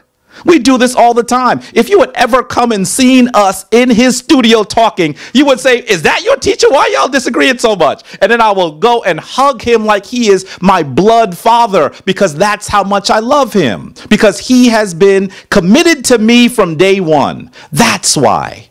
But when we have those disagreements, half of it is in the glyphs. You believe that? Really? Let's look at the glyphs. Because you can't make an argument without looking at what was written. I can't just make an argument because I think it sounds nice. That's not the level of scholarship that I learned at Cornell or learned at Baba Heru's feet in the Shrine of Patah. That's not how I was trained. You have to prove what you believe by reading the script because your ancestors gave you one. If you are developing a new script, you are cutting the tie between yourself and your ancestors. I'm talking about language upstairs. Family, I hope you understand why Jabari spent that much time on it. Some of you might have said, what is going on? Didn't they cover that topic? It was of critical importance, especially because Prince York does not respect the things that come from the Tamhu, from the European. So that means that he would not read, for example, a book like this called Ancient Egyptian Literature, Volume 1, which has a lot of wonderful translations of your Kemetic stories. This is in English. And the person that edited is Miriam Lichtam, who was a Tamhu. So he would discard this. So if you're going to discard this, then you have to be able to read it yourself. We can, and I can. If you are teaching your family another language, then you can't read it yourself. And he says it's not true. Family, please don't make me bring stuff down here and ask him to translate it, because he's going to struggle. I'm hearing how he's pronouncing words. Family, I'm telling you that they are not studying the Medu Neter enough. I'm telling you that. Please don't let this young man make me do that. You complimented us on how. I'm not saying you're not without compliment. I've complimented you many times. Okay. We talked about. Okay. You're asking me about. Okay. Let me continue here. Because I don't want to get into all of that. Okay. So let's continue to move. By the way, in doing that, that's a problem. You have to draw from the language. I want to get into something else that this brother actually told me. And he actually said that Europeans are not Africans. Family, I know that the Tamhu has done some devilish things to us. I know the Tamhu has done some of the worst possible things to us. When I tell you that they're actually our family, it's not because I have any connection to them. It's not because I'm beholden to them. It's not because I love them more than I love myself. I'm telling you what science tells us. Science tells us that the European, the Asian, and anybody else you want to bring into the conversation, they are actually our children. And I know that our dear brother and my dear brother, Sa Neter, had talked about, actually for a little while, they actually talked about what happens when your arm is in a cast. And I'm going to say to you, it's an interesting conversation, but it doesn't actually address the point. What you have to understand, oh boy, did I just shut this off? What you have to understand, what you must understand is that we're not talking about something that happens over a matter of weeks or matter of months. We're talking about something that happens over tens of thousands of years.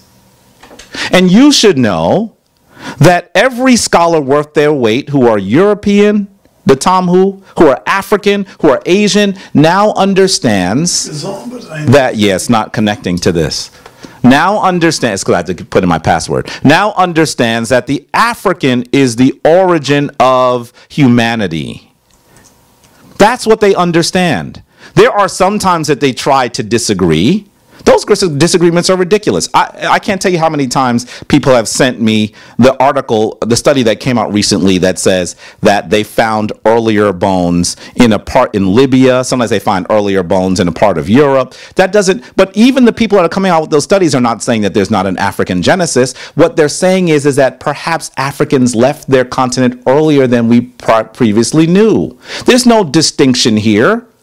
Scholars understand that if you look at the fossil remains, you can tell that the earliest fossil remains are in Africa. Now let's go further than that, because some of you, and I remember that there was actually my pastor when I was still a Roman Catholic and just coming into knowledge said, well, how do we know that we're just not going to find older bones? We don't have to just rely on old bones, family, because now we can do genetic studies and we can actually see that that people in Central South Africa have the entire complement of human DNA. Did you hear what I said? Mm-hmm. That they have the DNA of every other group on the planet. And if you look at their the mutations that occur regularly in humanity, you can see that you can actually see when people diverge. That's how they're able to tell this story now, according to genetics, and not just through looking at bones. We no longer even have to look at bones. We know that every person on the planet is the offspring of one African woman. This was the actual analysis that took place in 1988. Now, I can't beat up my brother I'm sure he saw it even though he wasn't around yet. I was a young man in 1988. And I remember my father never brought home a magazine and talked about it. But he brought home these magazines in a paper bag because he was holding them like he had gotten some cherished information that he needed to share with his family. And when he got home, he said, my name wasn't Jabari then. He said, Corwin, look at this. And he showed me the magazine. He pulled it out of the paper like it was sacred, like he was pulling out gold. And he shows it to me and says, this tells us who we are. And as soon as I read it, you know what he said? He said, put it back in the paper bag. We're going to talk about it at dinner. Because he wanted me to understand who I was, family. This information is actually old. So what did the scientists do when they came up with this study? They looked at the placentas. Yes, the placenta is that sac that holds babies. They looked at placentas from dozens of women from every continent, of every ethnic group, of every language group, of every quote-unquote racial group in the world. And they looked at what is called the mitochondrial DNA. And as they looked at the mitochondrial DNA, that portion of the DNA allows you to go back among your mother's line. And as they did that, they could see that every person, regardless of their racial group, regardless of their ethnic group, regardless of the continent they lived on, regardless of anything, whether they had blue eyes, red hair, black hair, whether they were the darkest African or the palest European, they could see that they all had an origin from one woman in Africa. I didn't say African women, one woman in Africa. That's a powerful story because I know my mother, who had 4 children, was amazing. You can't mess with her, even today. She's nearing 80, and she is one of the toughest women I know. Can you imagine if you gave birth to all of civilization? What kind of woman would that be? That's the kind of stock that you come from, African women. And I know that we're angry with the European, with the Tamhu. I get it. But fundamentally, what we're going to have to do is we're going to have to first do what Grandmama did. Boy, go get the switch. And then when they come in with the switch, you deal with the transgression and then you love them. I'm not saying we need to love them before we deal with the transgression, family. We need to deal with what they've done and then love them.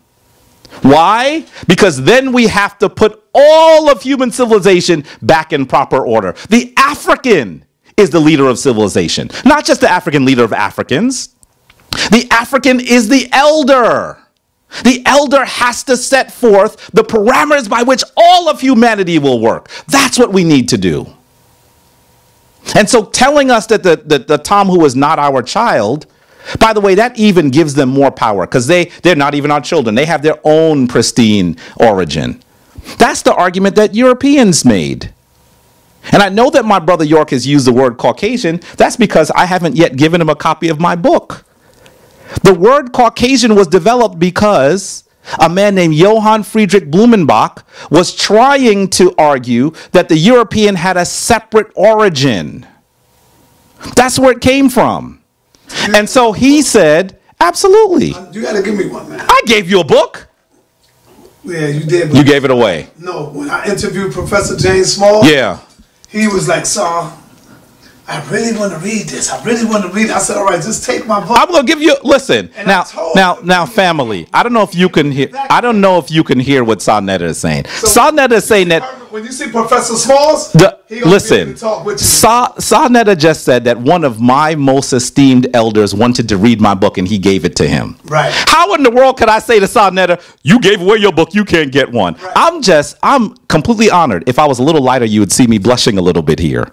I feel it that an elder wanted to read my book. That's the greatest honor that you could give. I have to say thank you to you for even giving it to him. Right.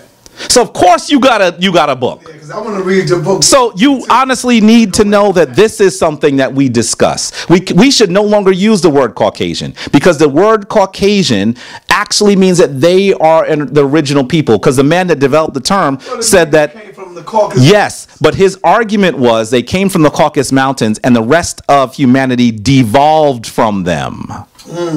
That the Asian and the African were their inappropriate offspring. That's what the word means. Get rid of it, family. I know that you use the word Caucasian because you're trying to be polite to them. That's not being polite.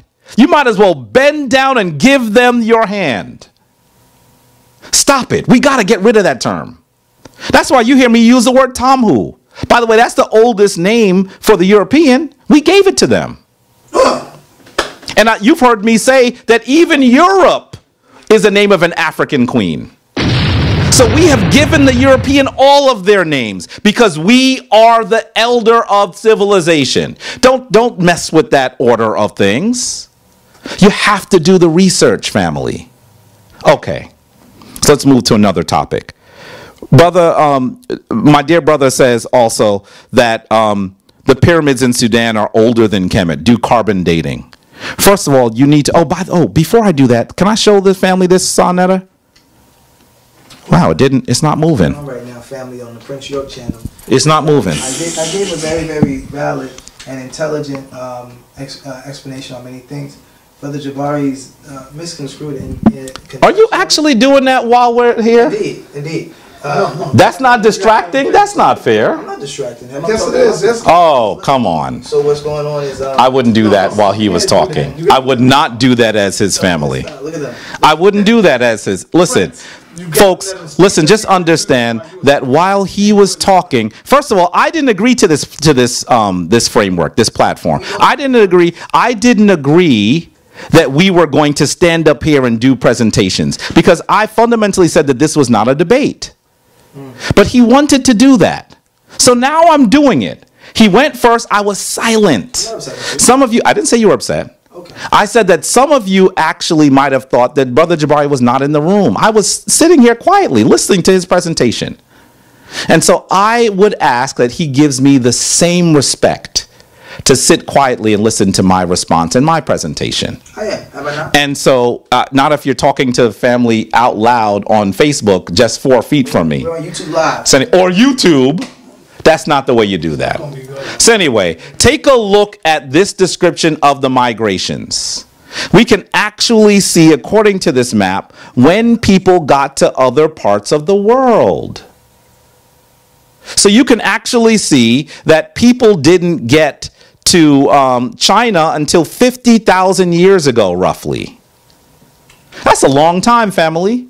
In 50,000 years, your body will adapt to certain changes in your environment, and you will actually change.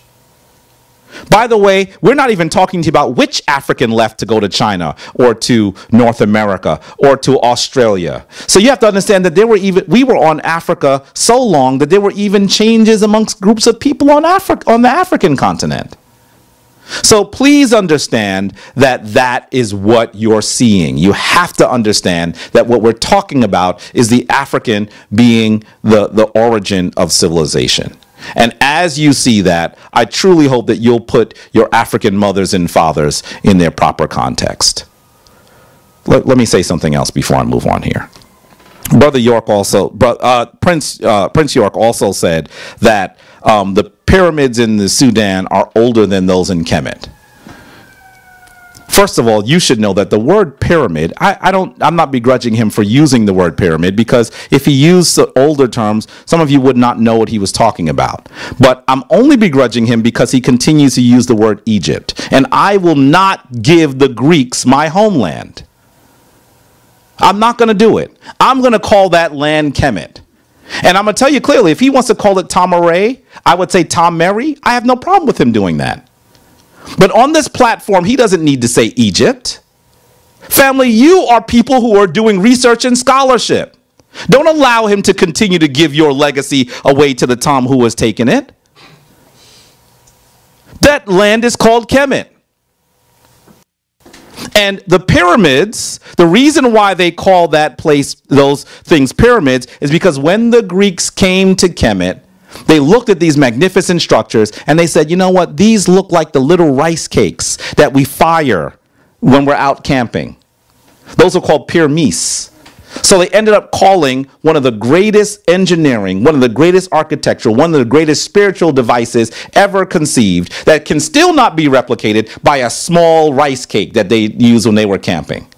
I'm not going to use the word pyramid with you either, because I think you're stronger and you're more intelligent and you're more studied. I'm going to use the word Mer or Merkut. You probably heard me use the word Merkut before. So that's what I'm going to use with you. But he says the Merkuti in the Sudan are older than Kemet. Do carbon dating. Family, you can't carbon date rock. I never said do carbon dating. You did. He says he didn't say carbon dating. You have an advantage here that I don't even have. Just run back the video and you'll hear him say, do carbon dating. That's a direct quote. I wrote it down as such. So you need to understand that you cannot carbon date rock. But what you can do is you know who built them when, because each of the rulers would have built one for themselves. And we know when they ruled. We know that that entire city was built almost at the time when Kemet was falling. We're talking about around the 25th dynasty is when they were built. That great Merkuti field at Nuri, that great Merkuti field at Merowe, those are not older than Kemet's Merkuti. By no stretch of imagination, no one would argue that who was familiar with the history. And so our dear brother needs to study the history. It would strengthen his arguments. It would strengthen his arguments.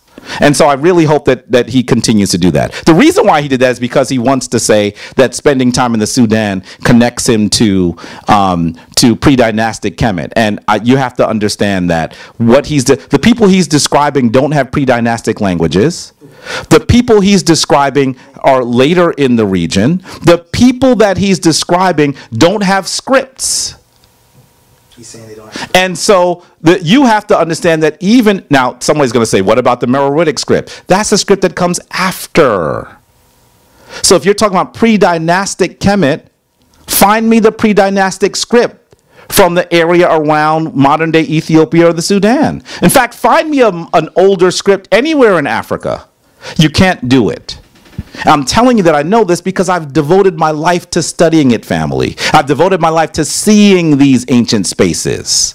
Our brother even said he had not been to Ethiopia to see those places. I have. I lead trips there.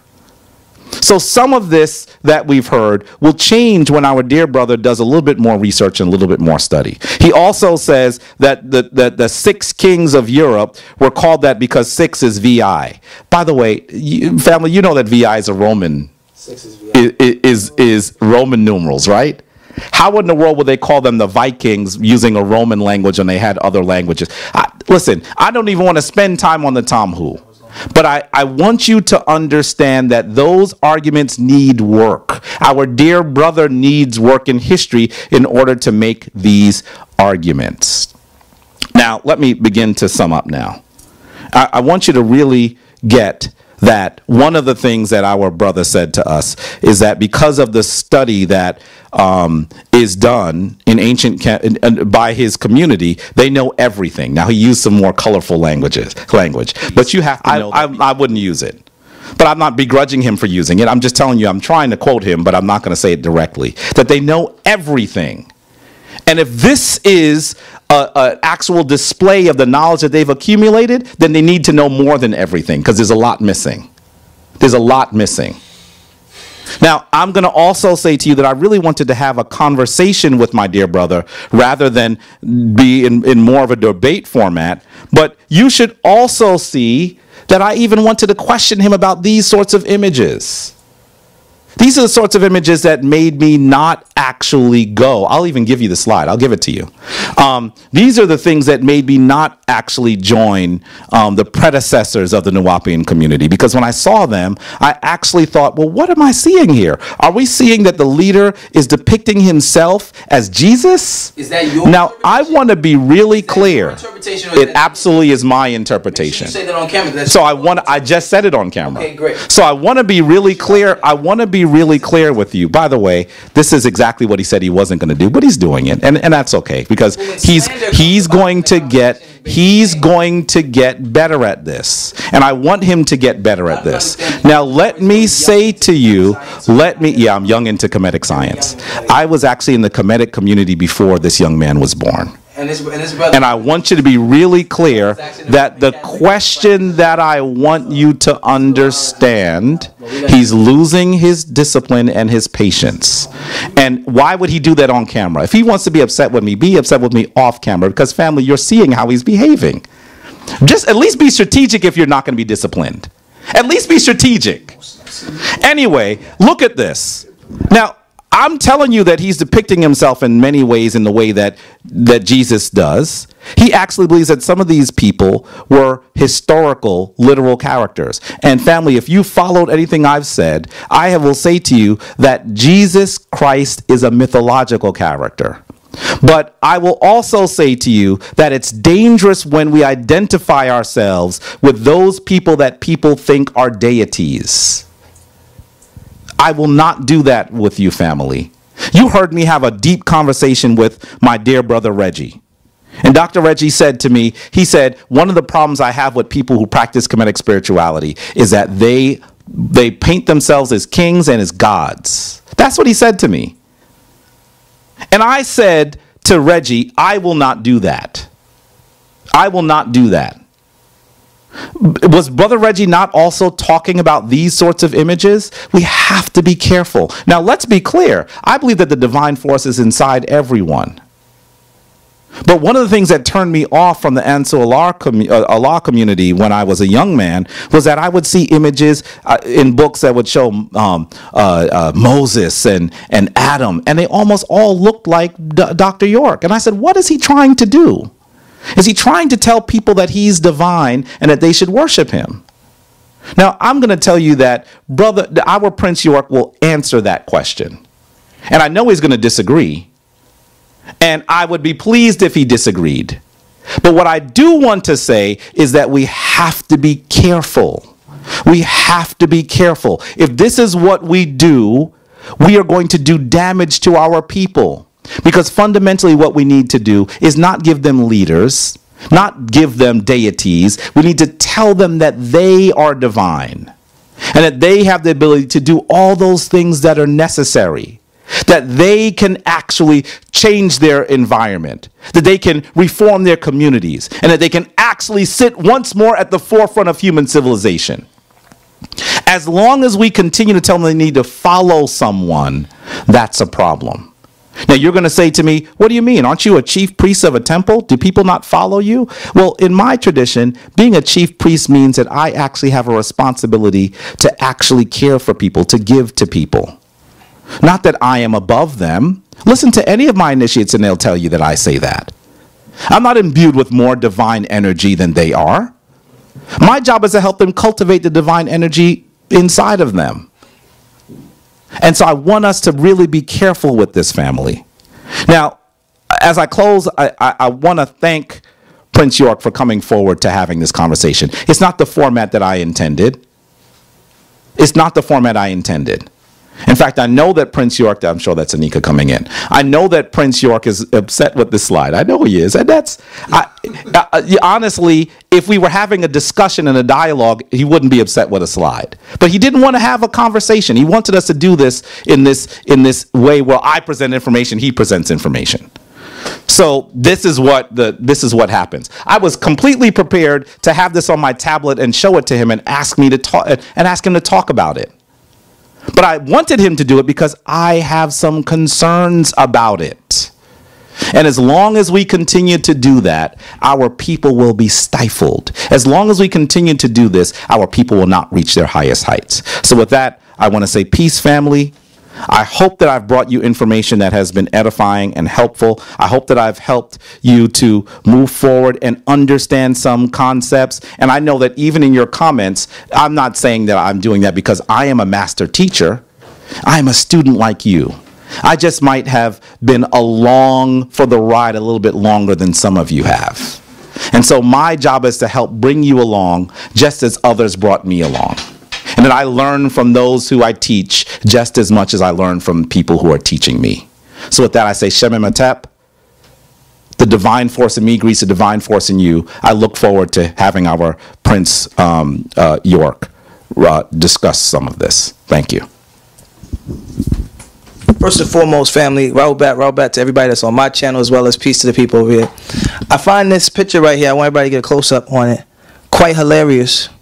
And it's all based on the interpretation of the brother Jabari, not the interpretation of Dr. Malachi Z. York. Dr. Malachi Z. York's goal in even putting pictures and breaking some laws of the Quran, which putting pictures in the biblical text at all, was for the purpose of we as black people could see ourselves as gods. And the pictures of most of the people that's in Dr. Malachi Z. York books are drawings done by a sister by the name of Joyce Haynes, who actually drew depictions of the people within the community, influential people within the Nuwaupian community. So they're not made to look like Dr. York. They're people within our community. So therefore, when we were speaking about Moses, etc., it's not supposed to be the real image. It's supposed to be so we can emulate ourselves as such. Because what the Greeks and as termed as what they call it, what they term as pagan worship or idol worship, we as ancient Egyptians term as our ancestors, and we put our faces and put our stamp on each and everything. Another thing Brother Jabari slipped and made a very, very sad mistake on was my interpretation and my study of Napata and the ancient Nakada, but once again, Brother Jabari keeps trying to debate me on language, yet he speaks none, and Prince York speaks 7. So with that overstand, and I'm actually getting more of my fluency working on 8 to 9 languages now. So when dealing with, he talks about the Medunetta, right? And this is my last thing I'm going to say before I close out. When dealing with the Medunetta, he says, and that he makes proclamations in which Nuwaupians have never said. He makes assumptions in which Nuwaupians have never said. And he has not to prove in none of his presentation, not one quote directly from Dr. Malachi Z. York saying that Nuwaupians do not hold to the Medunetta. He cannot show or prove that. He cannot show and prove that this image of Dr. Malachi Z. York is of him in a Messiah-like figure. Master teacher, we look at the master teacher as a teacher and as a messenger for our people in this day and time. We do not put the master teacher at a religious stance of any kind. We acknowledge him as a master teacher. We put his image in the books that he wrote. As you will find, I'm pretty sure many authors have their images in the books they wrote. But this is the game that people like to play so they can give those subtle indications that Dr. Reggie gave numerous of times when they lead towards religious belief system, etc. But Brother Jabari is speaking from a sense as which he has knowledge on the Nuwaupian community when when he has absolutely none. From what I've seen, he's only presented 2 of the Nuwaupian books. So I'm explaining Napata and Nakata. I did not jump over 15,000 years worth of time period, 1,500 years of time period. That did not happen whatsoever. What I said is I explained to Brother Jabari upstairs, and I hope it's left in the video and not cut out, that dealing with Napata, I said, if we are a people who live in a region and we move out of the region because of political or social issues, we were dated by Caucasian researchers by the time that we landed on a certain region, not based on our birth date. So whereas Napata, I completely agree. Whereas the common term, most common term that people would call him is Thutmose III, where they would say founded Napata. That is absolutely correct. But the people of that culture, the language of that culture, etc., already existed.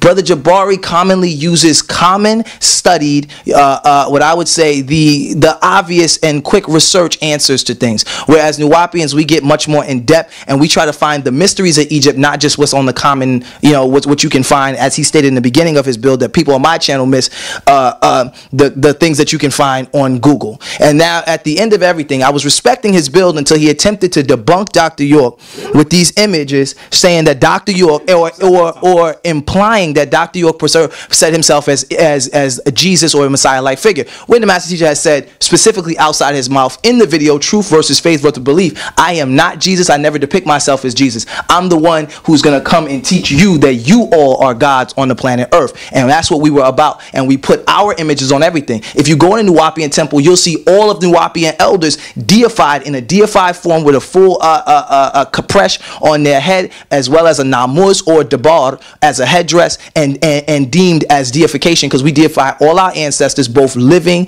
and deceased. So that's how we as Nuwaupians apply. As far as the space between Nakata and Napata, the entire region of Egypt, which he refers to as Kemet, but I refer to as Egypt comfortably because of the people who lack the understanding of Kemet, is different styles of teaching. I'm not going to debate it, because you can't debate a teacher to another teacher's style of teaching. I'm not going to play knick-knack paddywhack with that.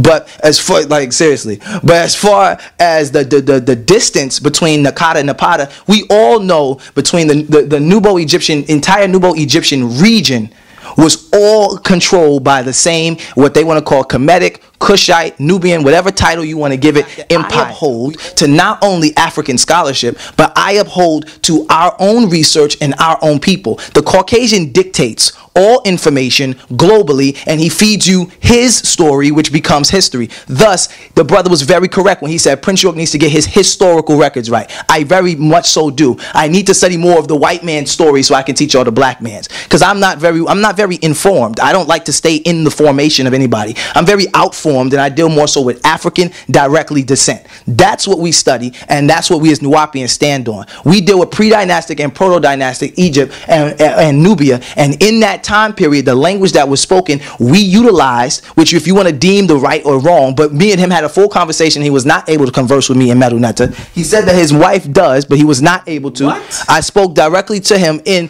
then I even shown and proved the similarity in the language, whereas he said words like Tamahu, well, he said words like Tamhu or Tamhu, and we in Nuwaupic, we have a proper pronunciation, being the fact that I've actually studied and mastered multiple languages.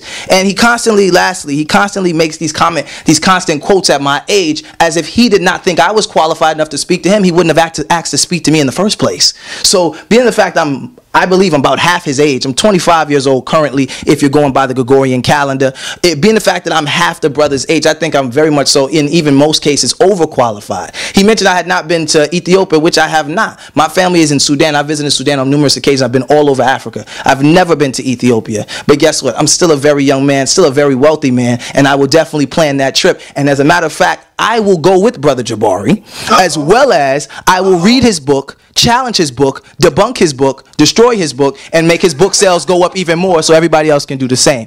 This is Prince York, and understand it. You can't stop Pops. You can't stop the Alphamation, and the brother Jabari himself is reading Dr. York Alphamation. I'm sure he cannot say that everything in the book is false. Whether he chooses to agree or disagree, our languages are actually quite mirrored, and I've shown and proved it to him. Very few words are different, but 85%, which brother Jabari agreed with upstairs, of the language is in fact the same. Well, I said, for example, I said the word Kemet comes from Chem, which is meaning black or dark tone, and I said black or dark tone in our language, Nuwaupian, Nuwaupian is what? Do you remember? Is Kamem. What'd you say? I said, did you remember what I said? I'm sorry, I was writing a note. I'm so sorry. Is Kamem, meaning black. So as you can see, Kem and Kamem, the similarities. As you see how they say, y'all say Hotep or you hold to Hatep? I say Hetep. Hatep. They say Hatep. What does say Hetepu, actually. What does Hetepu mean to you? Hetepu In the Medu Neter generally means, well, in the Medu Neter we can disagree with what it means. You can describe it almost as saying offerings or blessings. Okay, great. So some people say that it means peace, but in actuality, you could describe it as peace, but it means something a little bit more as well. Any Nuwaupian streaming live right now will know as fact that the word Hetep in Nuwaupian means bliss or bless. That is an actual fact. So the correlation being, and that's the thing, and I'm going to say this for everybody on YouTube everywhere. If you are not fluent or even have a Nuwaupic study book, which I will send you and your mate to review, if you are not fluent or even have a Nuwaupian study book on our language, you are not even nearly close able to debunk such a theory unless you have studied it. I can't try, and nor am I trying to take away from the Medu Neter. He even went to the aspect, and this was the greatest reach of them all, and then I'm going to leave it alone. He even went to the aspect of saying that the Nuwaupic was out of tone, when in actuality, Nuwaupic, we utilized it as a tuning for the proper translation, because we're not going to hold to the Caucasian being of African descent. I will always disagree on that. And we're not going to hold to the Caucasian of having the proper translation and trust in the white man all of a sudden after we was just being lynched less than 60 years ago. But we're not going to hold to... We've been lynched this year. I'm sure. So I'm not going to hold to the same source. I'm not going to hold to the same source to bring forth facts. Let's stop the BS. And if Brother Jabari would like to really put this together, then Side Netter, this is an official call out. What? And I'm calling Brother Jabari out. Don't do that, man. I want to do an official debate with him. I would like to do it in March of next year, 2018. And I would like to do a pre-game show on SideNetter TV on Google Hangout. So therefore we can show and prove the facts. And let me not drop SideNetter's mic, but y'all get the idea. You can't pretend. Drop it past where they can see. It's dropped. Just like, it's dropped. Go ahead, Jabari, real quick. I admire this young man. I really do. And I'm not calling him young because I'm trying to sun him or insult him. I'm calling him young because he's young. That's all. Brother's 25. By the way, because I am admiring... No, I didn't. Because I'm admiring what he's able to do in a very short period of time. That's why I'm saying that he's a young man. Because I'm actually impressed that someone at 25 can do what he does. So if you don't hear me saying young man and say that that is admiration, I don't know what to say to you, family. I'm saying that, and I said to you, I don't know if I could do what he did when I was 25. And I had a college degree. So I want to say that I respect what he is doing. I do believe that just like a muffin that falls when you take it out the oven too soon, he needs a little bit more baking. And that's the problem that we have here. He said many things, and I hope that you were listening carefully. He says, first of all, that I can't talk about Nuwaupic unless I understand the language. Well, I'm telling you that when he describes the origins of the language, that doesn't make any sense. So maybe the language is great, but he can't describe it.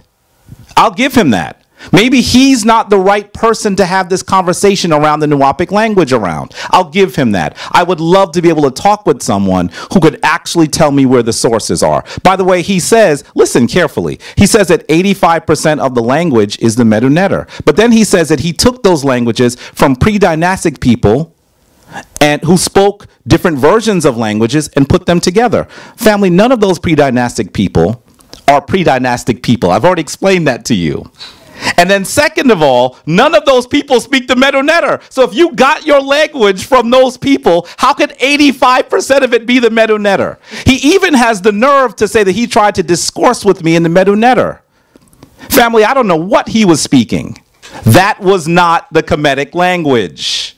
And that's the problem that I have with a group of people who do not focus on the Kemetic language, because they continue to use things and to say things and presuppose that they're speaking the Medu Neter.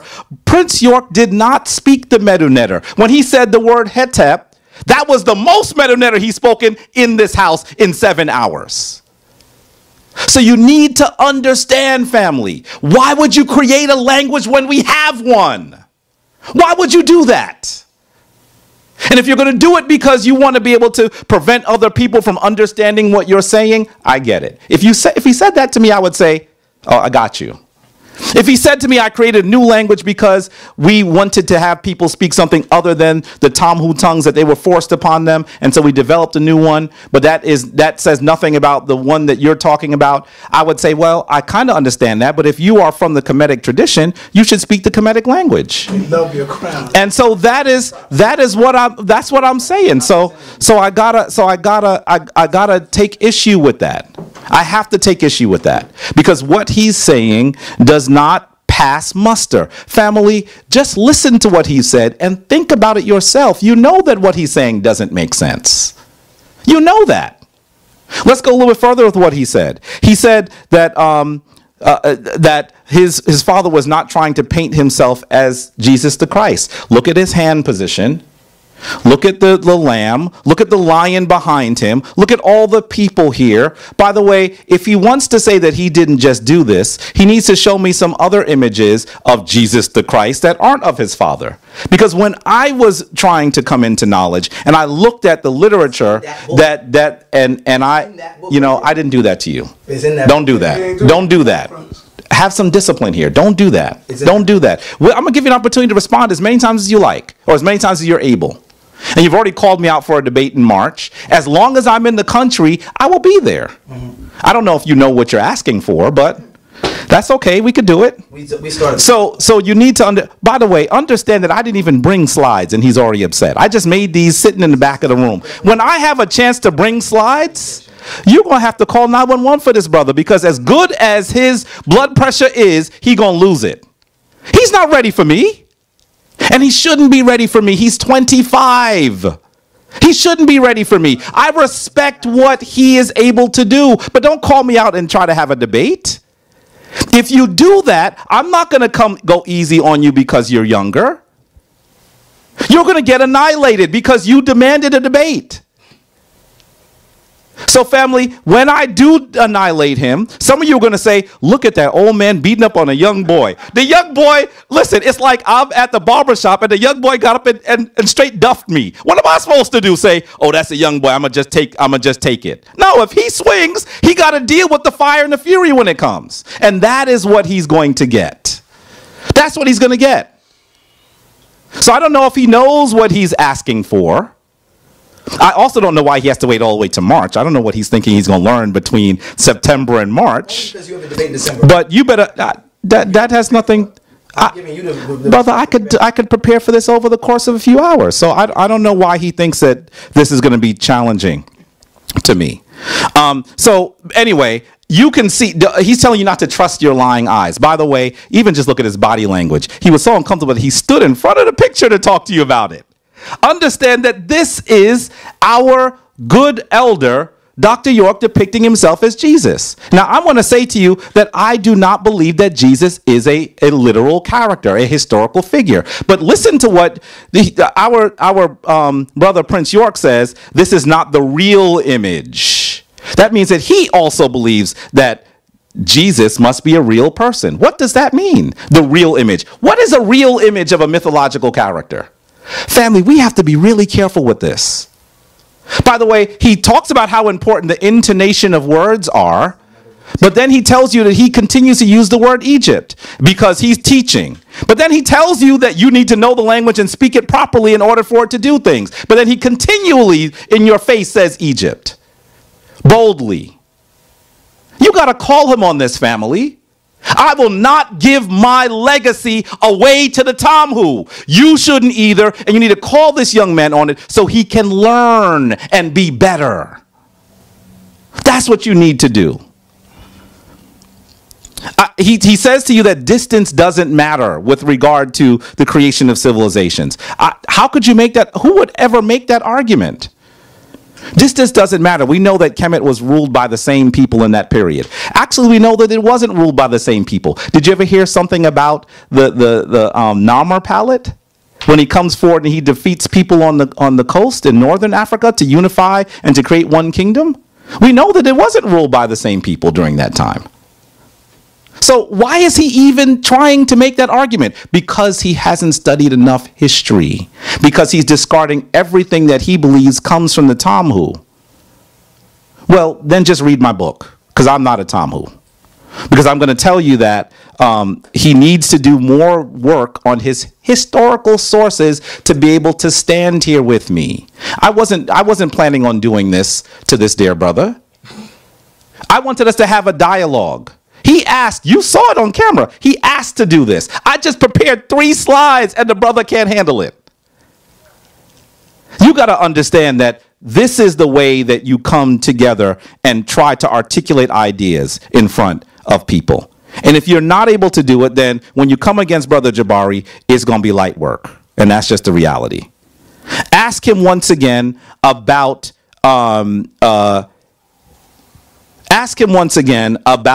what he says about pre-dynastic people.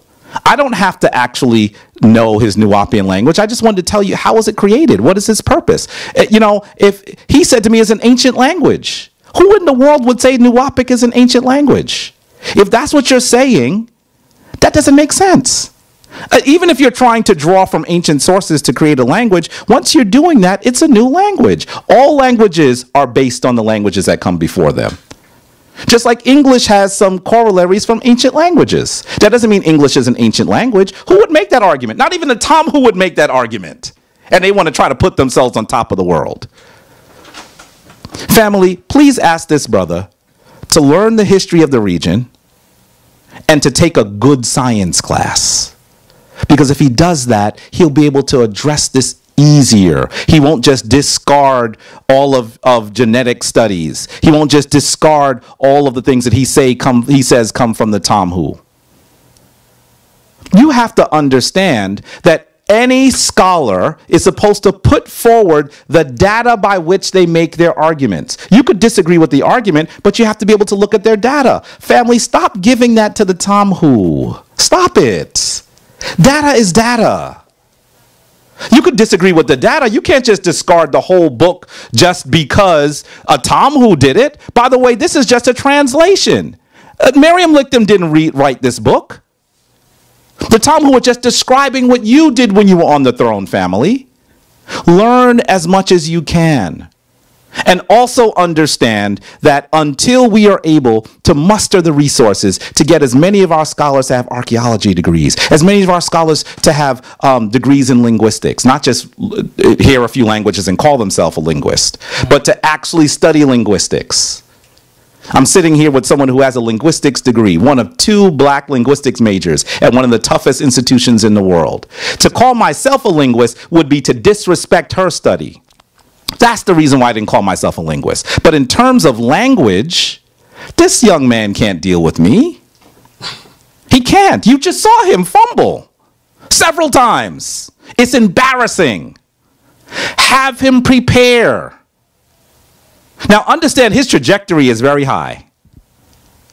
A 45-year-old Prince York would probably do some good work on a 45-year-old Jabari Osaze. I respect him enough to say that. But I'm telling you that in order for him to get there, there's some information he needs. Please don't allow him to be so ensconced in his tradition that he's going to discard all the things he needs to become a better scholar and to become a better leader to our people. Peace. Peace. You want to get back, man? Come of course. On. You know we want to get back. Of course. You know we want to get back. I'm a York. You know we want to get back. I'm a York. By the way, I didn't even read this. I was going to read some stuff. I didn't even do it. All right, back to the let's just close out, brother. Back to the actual facts. You're hungry, man. You're a vegan. You didn't eat as long as I talk, he's gonna keep talking. Of course, because as long as bullshit walks, I gotta keep sweeping it.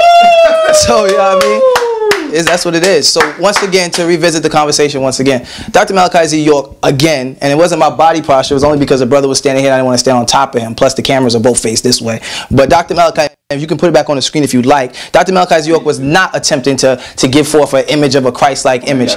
With Dr. Malachi, yeah, go ahead. With Dr. Malachi, make sure you get the camera on it too.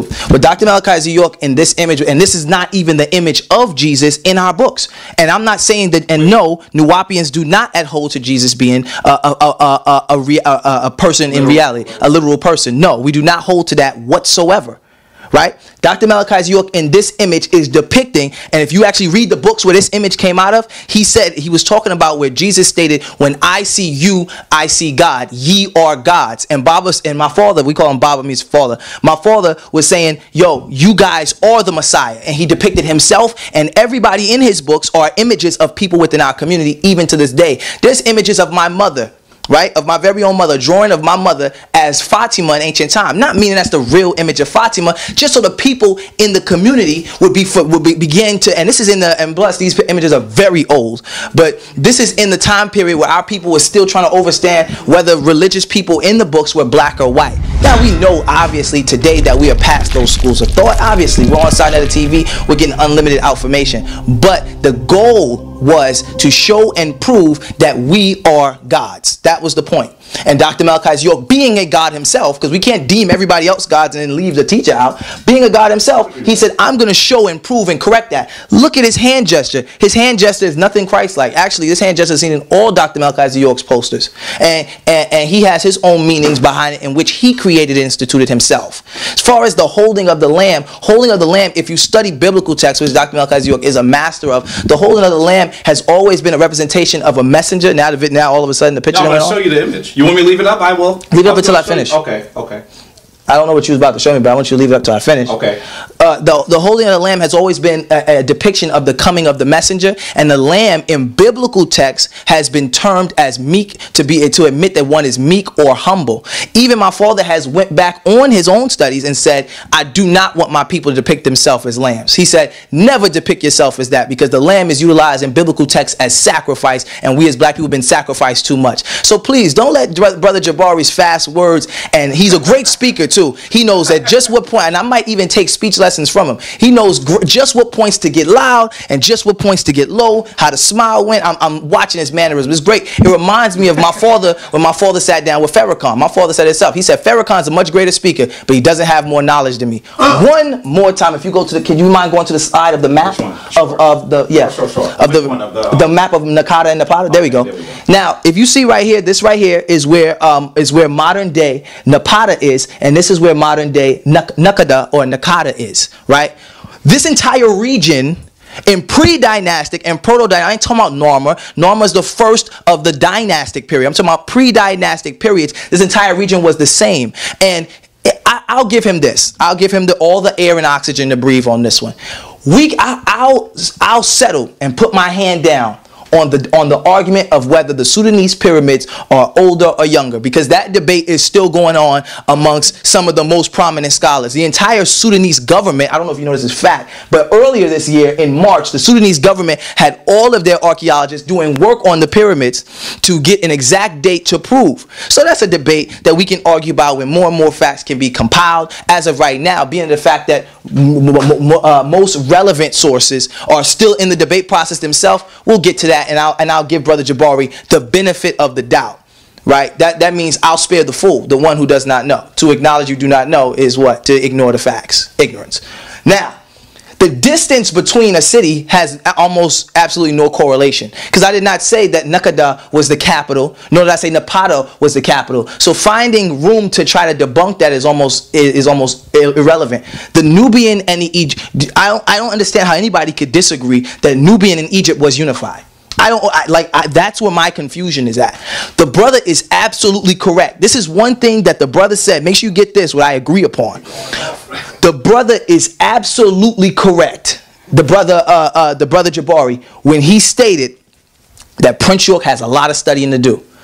Remember, Brother Jabari asked to speak with me. So obviously I must be qualified to speak with him, because, and we've seen, and let's please not talk ego boasting about debates, because we done seen young Marcus tear up grown men. We done seen, and he was 17, we done seen young Pharaoh rip up niggas in their 50s. So, I mean, it is what it is. You got to give credit where credit due. You done seen the brother take W's on elders who ain't, because elders are what? They're stuck in their ways. Do I honor my elders? Of course. Do I respect my elders? Of course. I still to this day can pay homage to sheikhs. to imams, to pastors, and still sit down with them and take their wisdom. But does that mean just because you are, 20 years older than me, you're always right? It does not. The exact amount of time that he's been studying is barely over my actual age, and I've been studying my entire life, being the fact that I was born Nuwaupian. And Sinetta even had to remind Brother Jabari of this off camera. Remember, Jabari, he was born Sinetta, you said that, right?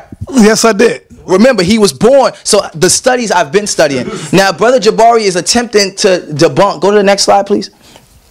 Brother Jabari. Which one? The only one we didn't show.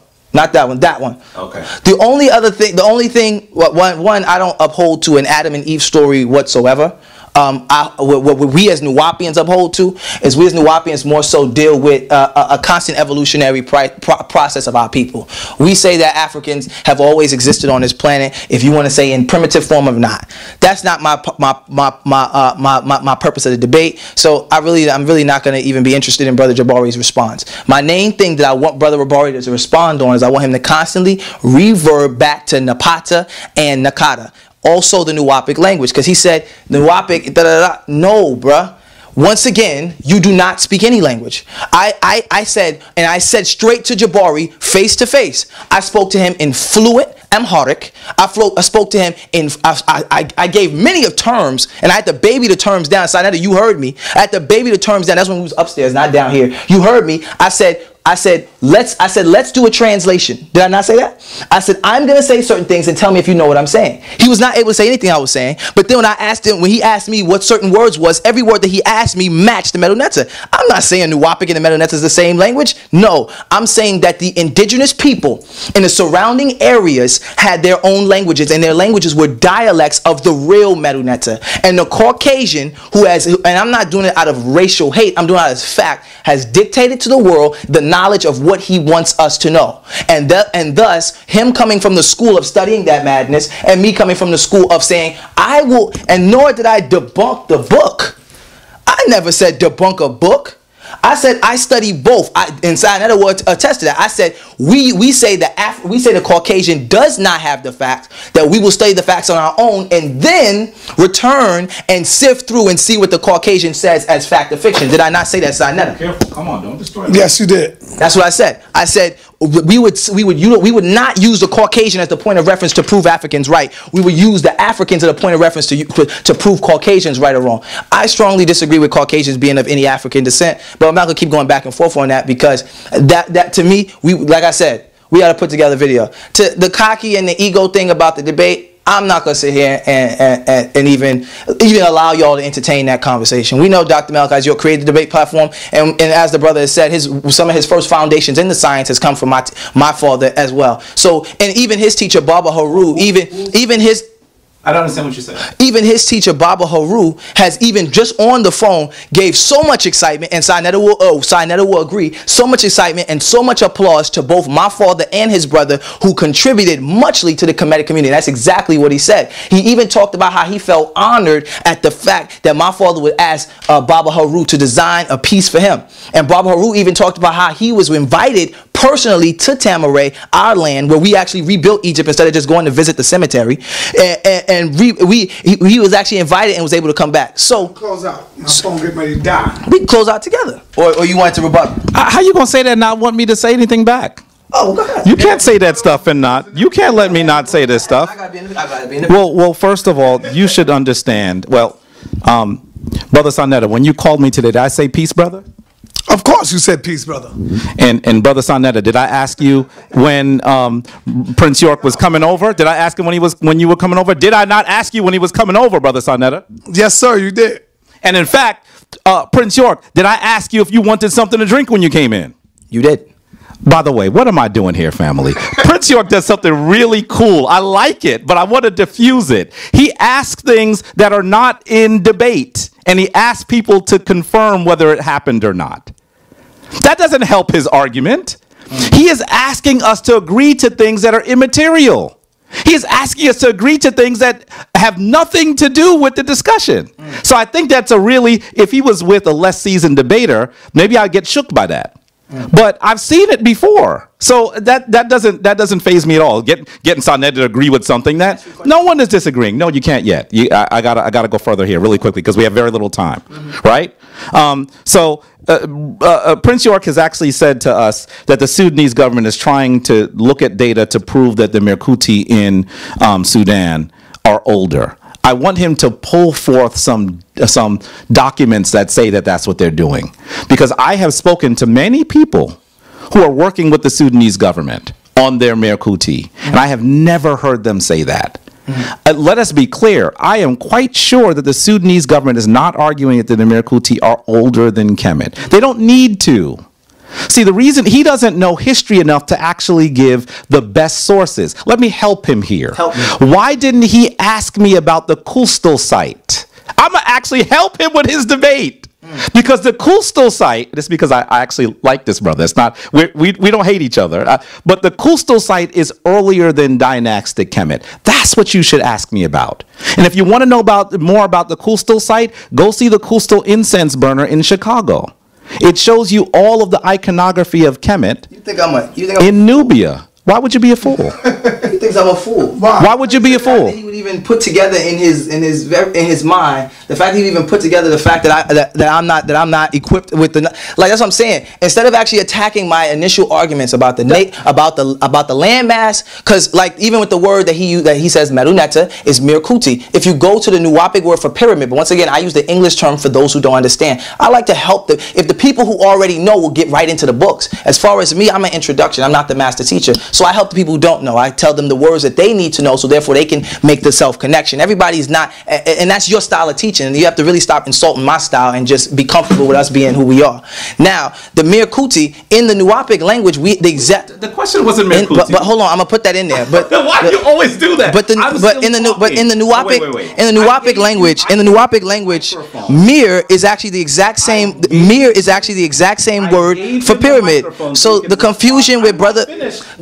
I got you. I'm answering my question. So, you gotta answer the question. Mir is the exact same word in the Nuwaupian language. So once again, he has not studied the Nuwaupian. I actually encourage him, and I said I'd give him the books with no charge to study the Nuwaupian language, and then when you bring opposing argument, then you'll shake me, because he talks about him being a well-experienced debater. I've been doing this since I came out the womb. This is not new to me. Nuwaupians have been ciphering languages forever, over 54 years.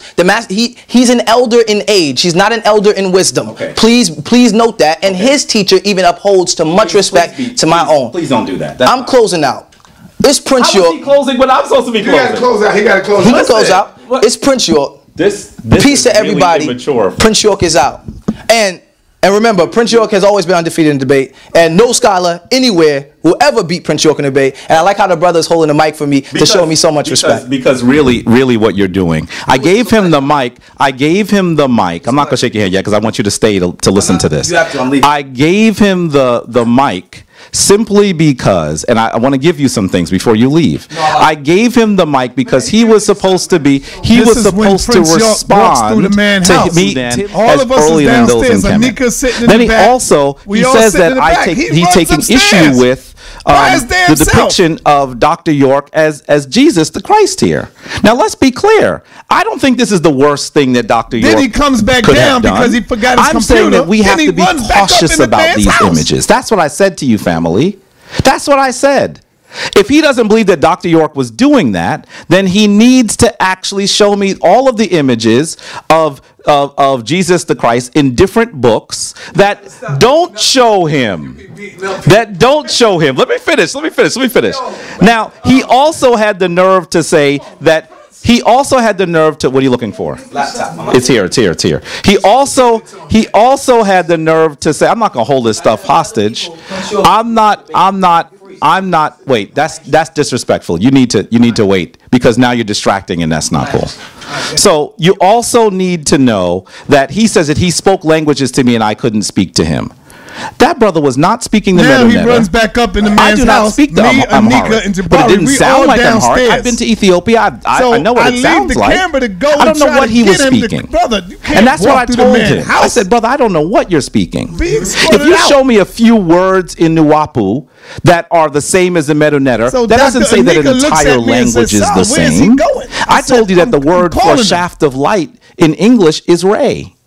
And that comes from Re, the sun deity from Kemet. Because I can show you that, does that mean that English is the Medu Neter? That's ridiculous. That's ridiculous. Don't let him flim-flam you, family. Because that's not even a good logical argument. Don't let him get away with that. By the way, he also said that Baba Heru Ankh Rasamase Patal, one of my greatest teachers and my spiritual father, as you heard me call him, gave lots of respect and love to his family and his uncle. And that is true. Baba Heru does always give love and respect to his family. And you know what? Here's the deal. I would like to also give love and respect to his family. You have heard me say that I look at Dr. York and what he was able to do, and I say, I wish that I am able to do some of the things that he's done. I admire much of what Dr. York has done. I disagree with many other things, but I admire things that he was able to do that I am not able to do. If you were a fly on the wall in my home, me speaking to my queen, the last few days, you would hear me say, I want to know how Dr. York was able to build that community. How did he finance it? What did he do? How did he do it? Now, I heard some things that I don't think are great, but the reality is I could critique. All right, family. Y'all seen it? I would like for y'all to tell me where and when did our brother Jabari disrespected Prince. Damn, you can hear the music coming from outside. This mic is bad. When did Jabari disrespect Prince York and said the things that Prince York accused him of saying on them 2 videos that he put up? Very disrespectful. Where did you see him do that? You didn't see it, family. You see? So it proved that my brother Prince York lied on the man. Very disrespectful. Now, let me say this real quick, too. Some people keep asking me, Son Netta, are you boycotting the NFL? No, I am not boycotting the NFL. Why would I waste my time trying to boycott the NFL? I'll tell you what I will boycott, though. I'll boycott the stores that we have out here so we could do the takeover. Do y'all want to do that? See, you don't want to boycott something and then take it over because you want to do something that ain't got nothing to do with us. Who give a damn about the NFL? What is that going to do for us? Think about that. What is the boycotting the NFL going to do for us? But I tell you what, we could boycott the Chinese restaurants. We could boycott the stores and the bodegas and be ready to take over. Y'all want to do that? Mum's the word. Now we can hear crickets. See, you don't want to do something that's going to benefit us in our community. Who the hell give a damn about boycotting the damn NFL? Boycotting the NBA? Boycotting tennis? Come on, family. Get real. Let's do a real fight. Boycott the damn stores and let's begin to take over them. That's what I boycott. Sa is an agent. Okay, nigga, get the fuck out my chat room. I heard Sa is an agent. I heard your mother was too. So now we're going to move on. Block him because that's a distraction. See, niggas like him come in here to distract people. Okay? So we block niggas like that and we keep it moving.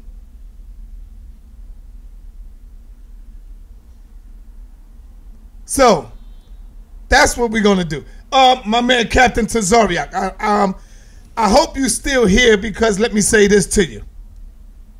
Okay, Captain Tazariak said, we don't say the European is an Israelite. He's saying that because Jabari's made the statement and said the European is nothing but an African. He comes out of Africa. Okay, so Captain Tazariak, I guess he think he said something powerful. He said, we don't say the European is an Israelite. You don't need to say it. But I tell you one thing that you said, Captain Tazariak, and one thing that we all know is that, God damn it, the European comes out of a black womb. See, you don't need to say the European is an Israelite. We know now by your own scriptures, by your own book, by your own words that came out of your mouth, that the European, that they had, it was twins in the womb, and that the Most High separated the nations. Okay, the Most High could separate the nations all the fuck he want, but guess what? That goddamn Caucasian man came out of the womb of a black woman. Am I right or am I wrong? You said this. Or did he come out of a white womb? And did you come out of a white womb, Captain? Or Hebrews? So, let's get it right. He came out of a black womb, according to your scriptures, according to your own testimony, Captain Tazoriak. So, whether you want to admit that the white man is an Israelite or not, God damn it, y'all can say what y'all want. The Most High separated the nations inside of the womb. That sounds slick, but you share the same goddamn DNA. You shared the same damn sperm that came. I don't know, why is this so hard for Hebrews to get? Because when y'all say that, number one, the Caucasian would not be born had it not been for the black sperm that planted the seed in the womb. Now, whether the Most High separated them in the womb or not, that's not the question. I'm not asking you about that. I'm asking you about, was it a black man that planted the seed? You said, yeah. Did the white man come out of the white womb? No, he came out of a womb of a black woman. That's all I'm saying. You see? So even with your own logic, man, where the fucking bomb at? Come on. There you go. There you go. With your own shit. I like when y'all stick y'all head up out the dirt, so I'm not an agent. That way I could get the chance to block you niggas. I love it. So keep coming out. Keep sticking your head up, so that way you won't be in the chat room the next coming. You understand? So family, I mean, it is what it is. Y'all saw the video. You saw the debate for yourself.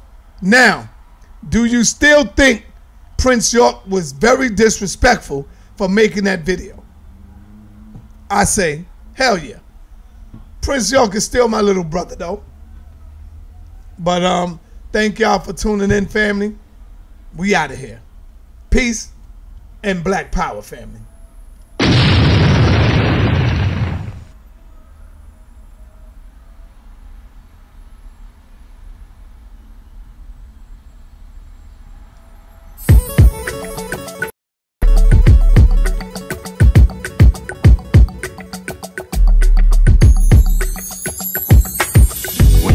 That bullshit that you've been told, and you need that info.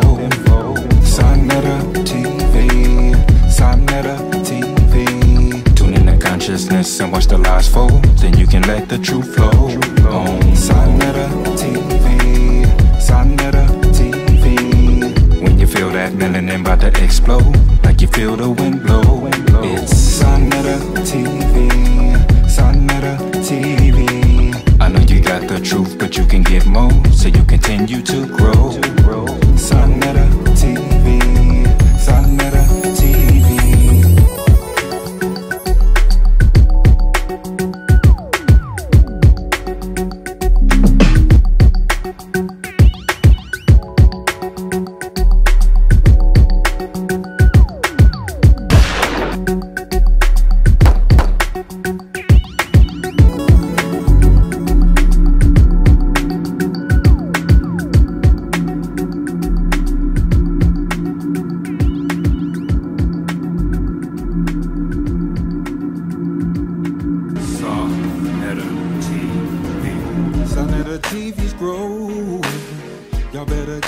knowledge. The truth be overflowing. It's like a pro-black college. It's for a fallen soul. Malcolm and Brother Khaled. This thing is taking over. The angel K is solid. If it was ever a good time that I could just roll the streets and never hold a beef, if there was ever a bad time, long as we just stick together, we could set a better tone on the streets. I know the TV's right on time. Ain't no masquerade, so no network games to play. It be the new pastime. It be the new pastime. If it was ever a good time, but we could just live in peace and didn't kill our peeps. Ain't no more walking around blind. Ain't no stopping, it's the consciousness that dropping's helping people to see. If we could live in the sunshine without being a slave, free from all stress and hate, would that be the last sign? Saw Meta TV.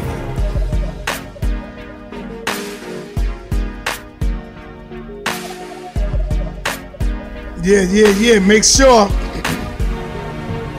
I'm gonna give y'all that other part on Patreon.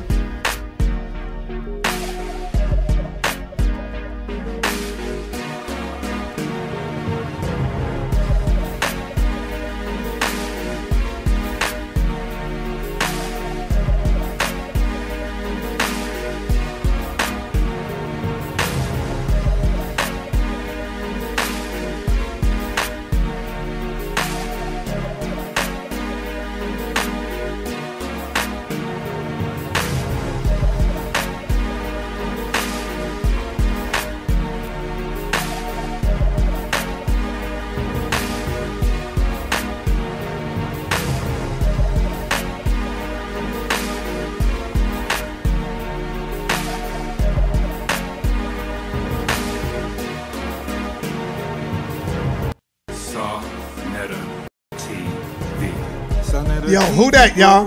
Anybody know who that is? Yeah. Shout out to my sister right there. I know you watching.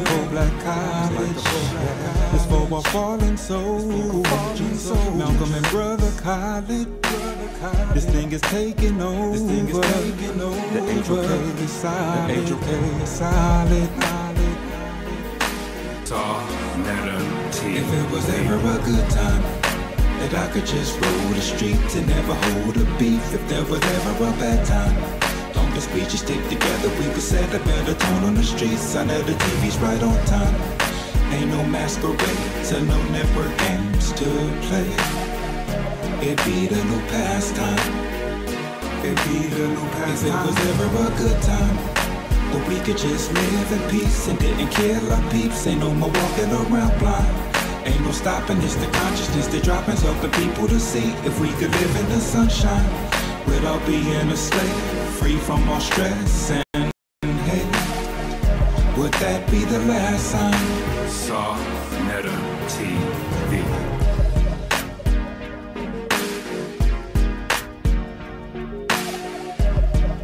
That's the melanin goddess right there, y'all. Y'all know what it is. The melanin goddess in the building.